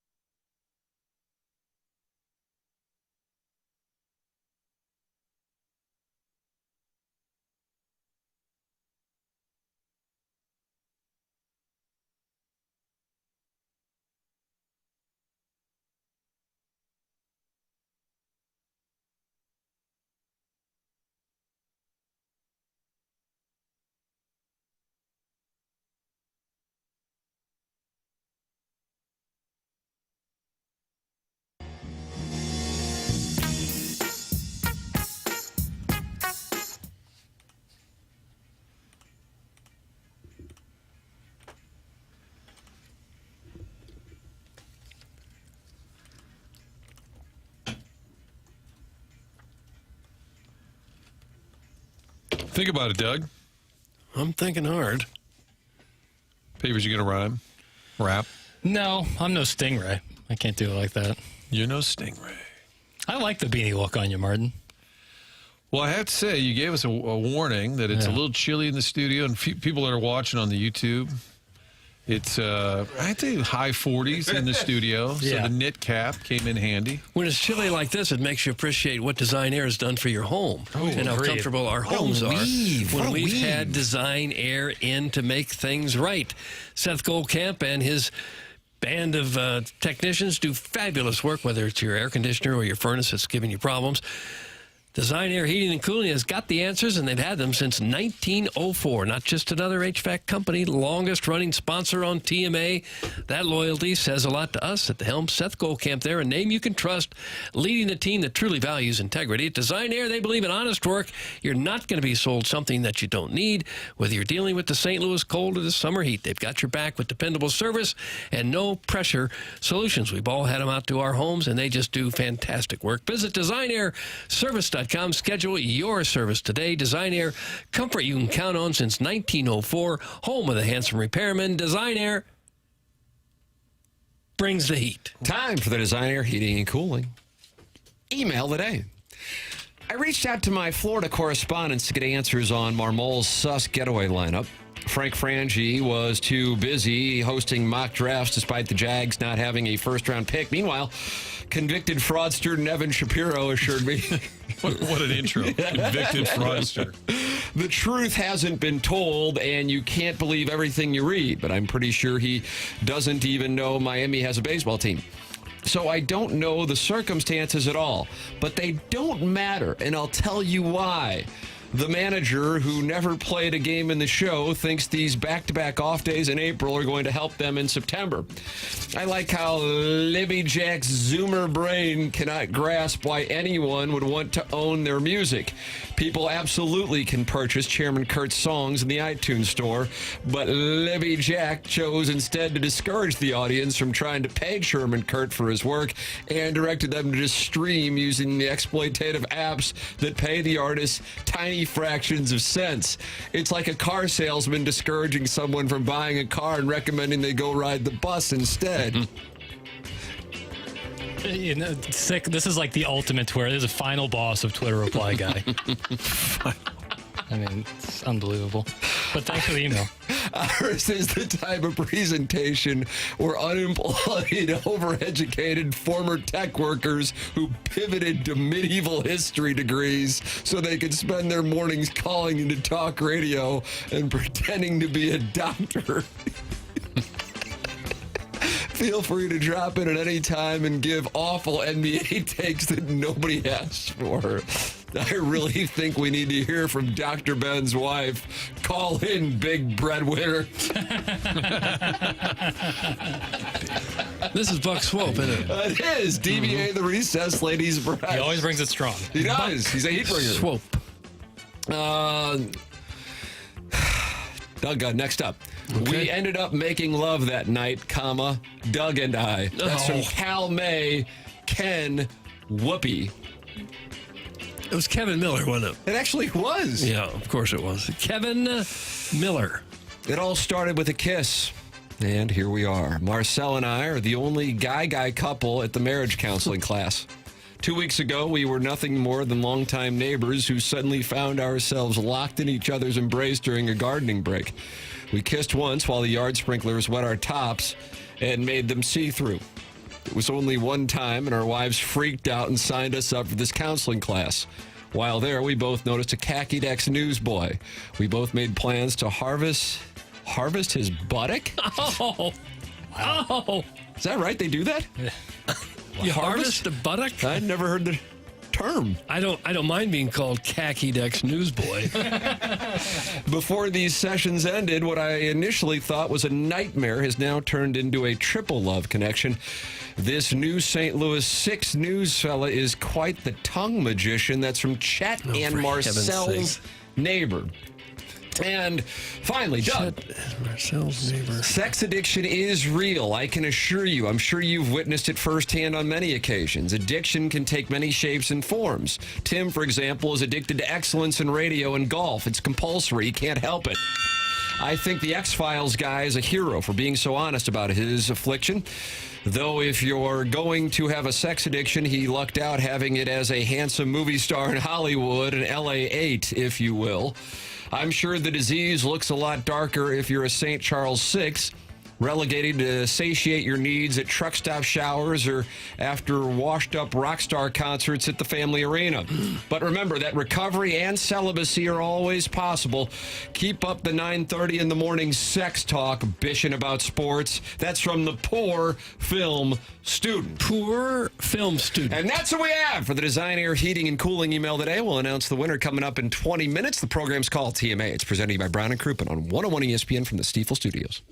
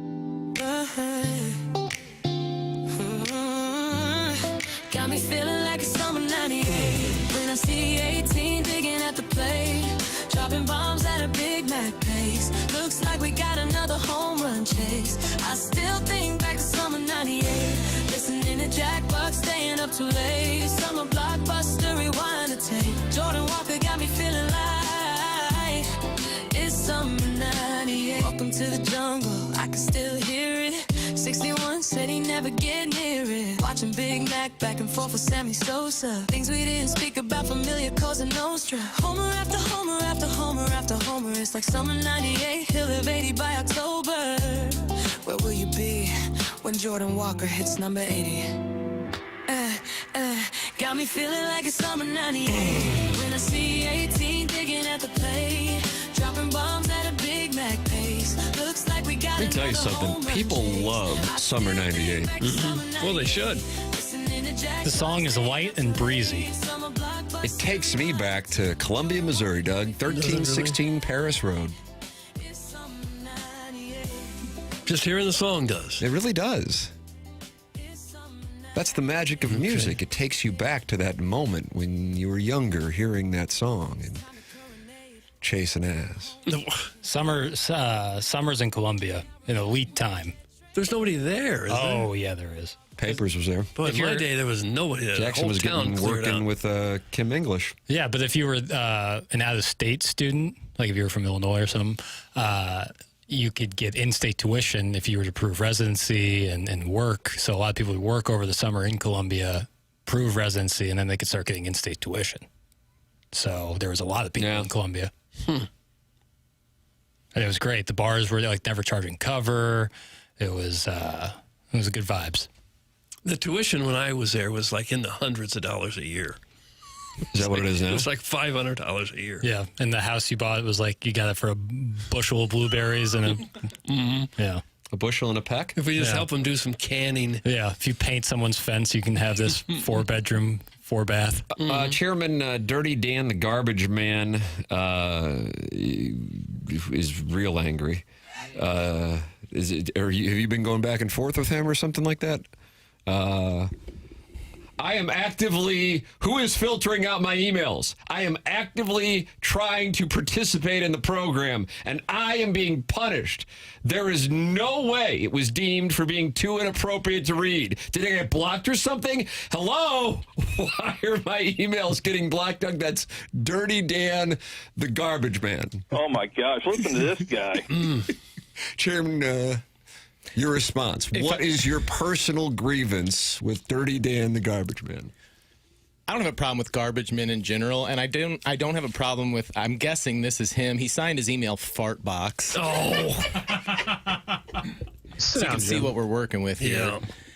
Child. But fart box was in the filtered file, but we started 10-1 at 10:30, and I thought I had to cut fart box.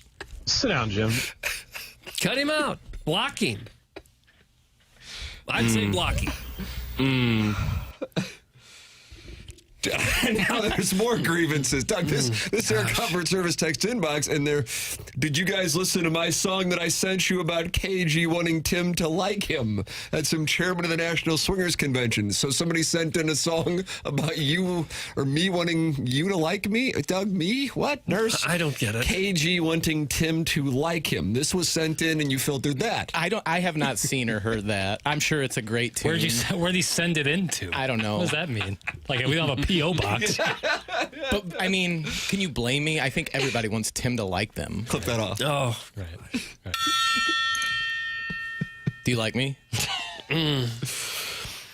Hey, Piglet, Tim, that's you. This conversation about sex addiction, Doug, that took place 90 minutes ago, but nonetheless, That's fine. People podcast. I'm kind of with Doug. Sex is instinctive behavior, way more compulsive than an addiction could ever be. Either you have the self-control that can tell your instinctive behavior or you don't. Don't call in an addiction just because you can't be faithful. That's from Piglet. Yeah, I agree with that. I'm going to agree to disagree agreeably. You're making yourself a victim. I can't help my lousy behavior. I'm a victim. Chairman's filtering sucks. It's from Grimy from South County. Sounds like he's been on the receiving end. This is a position thing. Anyone who's in the position of filtering is going to get claimed that they suck. It's just it's part of the gig. Well, having a filtering problem is better than having a tax problem. Couldn't agree more. But if you did have a tax problem, you'd know who to go to, and that would be, of course, Mark Milton. He can get you out of trouble with the godforsaken tax man. He's been doing it for many years now. He's one of the absolute best in the country. He started his legal career with the Department of Justice Tax Division in Washington, D.C., where Mark Milton represented the IRS in tax cases throughout the country and received the DOJ's Outstanding Trial Attorney Award. And now Mark helps individuals and small businesses right here in St. Louis solve their tax problems. He can do your taxes, of course, that's a snap. But if you have real IRS issues, maybe unfiled tax returns, tax liens, bank levies, wage garnishments, that kind of thing, heaven forbid, an IRS criminal investigation, the guy you want in your corner is Mark Milton. He's at stltaxlawyer.com. Any kind of IRS issues at all, contact Mark Milton. Again, stltaxlawyer.com. You'll be saying, I am not guilty. I am with Milty. Remember, the choice of a lawyer is an important decision and should not be based solely on advertisements. Shrimply Pibbles has a thought. Marriage is easy. Cook a nice meal, kiss deeply and passionately, and let your wife watch it all. My garbage man is a great kisser. That's from Shrimply Pibbles. What? And it sounds like he has a rapport with Dan the garbage man? Wow. How does that come about? You go out to... You take the cans to the street, and there's the garbage man there, and you instantly strike up a conversation and start smooching? Well, they work hard during the holidays. You can show a little appreciation. You'd have to think it would be like weeks and weeks and weeks of work because the garbage man's only there for 10 seconds, maybe. So you'd have to be like putting in work every week and then hopefully culminating around the holiday season when you give them the tip. The guys in my neighborhood really hustle. Oh, yeah. They really go fly around. You reward them with a... I don't go out there. I rarely see them because they hustle. They're gone hey, so fellas, quickly. a smooch for your troubles. These people clearly never had to pleasure themselves 6 to 8 times between 7 a.m. and 10 a.m. while spinning through the AM dial to see where you guys were on that week. That's from Mrs. Janny Shanahan. Yeah. How far we've come. Really, how far we've come. Oh, you're welcome to get involved and send in your grievances regarding Chairman Kurt's filtering process to 314-399-9646. Enjoy it now, because this guy's about to move to Hollywood. Beverly Hills. He's got hit records, I'm telling you. I guess. It's TMA 101 ESPN.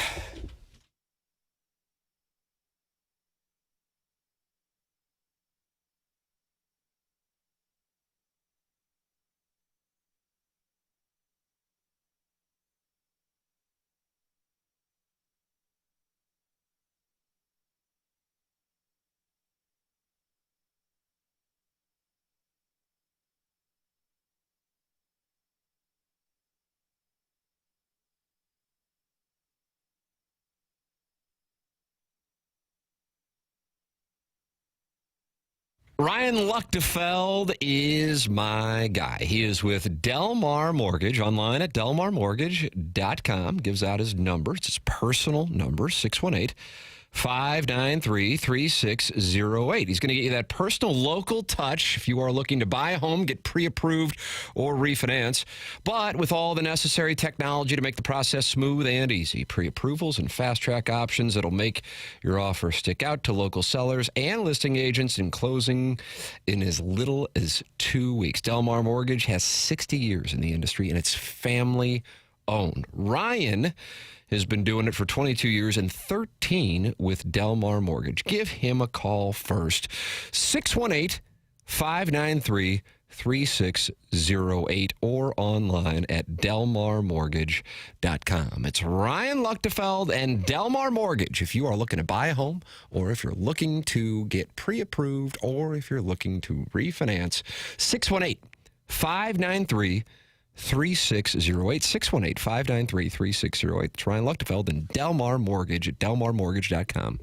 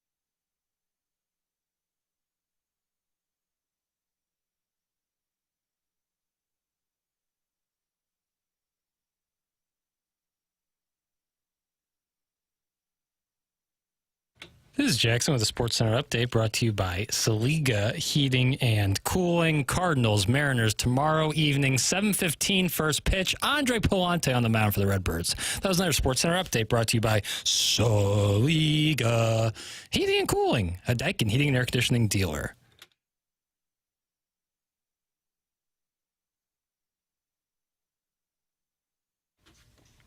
Welcome back. Morning After 101 ESPN.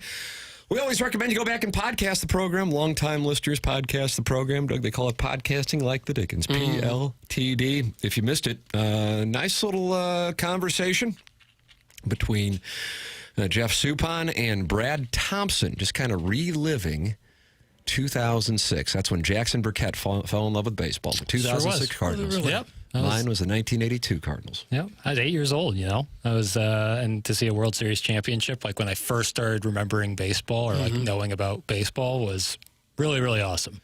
And Suppan's a huge part of that. So is Brad. Doug, how many Cardinal World Champions do you recall? World Championship teams? Yeah.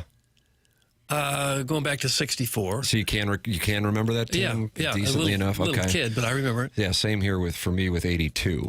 So which of the World Championship teams would you say was the best? I have a guess. You're just going to have to operate in the trust tree on which one I think he's going to say. Was the best? Oh, probably. Did you say the best? The best of all the World Championship teams you've seen with the Cardinals. So it's 64, 67, 82. 06, 11. Yeah, I'd say probably 67. That's what I thought you were going to say. The 68 team was even better and didn't win. Yeah. 68 team blew away the National League. All year you knew that, well, this is the National League pennant winner. But didn't get it done in the World Series. That was the year Gibson had a 1.12 ERA. Yeah. Yeah. Mm-hmm. So I think for people, and it would include, probably 80% of our audience who can remember 2004 and 2006. Probably that's how people would say, it wasn't back-to-back years, but 2004 better than 2006, including guys on the team who are on both teams. That's Suppan that. Yeah. But again, the 2004 team that played the Red Sox and the Astros for that matter, and the Dodgers for that matter, in the postseason was not the team because they didn't have Carpenter. Yeah. Because you sit there and you look at the pitching staff that went against the Red Sox, and I think the order was Woody Williams, Matt Morris, Suppan pitched 3, and Marquis pitched 4. You'd go, geez, that was a team that won 105 games. Right. But Chris Carpenter was a huge, huge part of that, and then he was out. But on the other side of it, and this is sometimes non-Cardinal Instagram reels and TikTok reels that I see, they'll go, how in the hell? Because they'll cite the lineup from the 2004 Cardinals, go, how in the hell? This is one of the best baseball lineups to not win a world championship. It's crazy. And you just go through it. And there wasn't, I guess maybe Matheny / Molina. They're like 1 through 6. But other than that, 300. it was just if you're a starting pitcher, how in the hell? Like when they would lose games, you'd go, a little weird. Right. They lost game 3 to Jose Lima and the Dodgers in that best of 5. You're like, okay, they'll win the next one. Not even going to be an issue. So much so that they shook hands after the series. The one time I've seen that. That was a Larry Walker thing as a Canadian, like the NHL playoffs. That was his thing.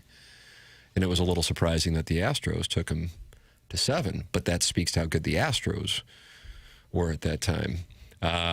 So with respect to it, the 2006 team, great team, celebrating its 20th anniversary, and we got a chance to hear from 2 members of the 2006 World Champions. Go back and podcast that. You can always do so via the Schaefer Door Company podcast or just by subscribing to the TMA STL YouTube channel and rewatching the show. Time for us to shut it down. BK and Ferrario are up next, but Jackson Burkett has the announcement of who has won the Design Air Heating and Cooling email today. What do we got? Buck Swope. Buck Swope. 2 in a row for him. Yeah, when he starts feeling it, like they say about Rory McIlroy, he's got the pointy elbows. Oh, gosh. Why would that help? I don't know. That's what Paul McGinley says on the Golf Channel. Okay. Oh, he's out there. He's bouncing with the pointy elbows.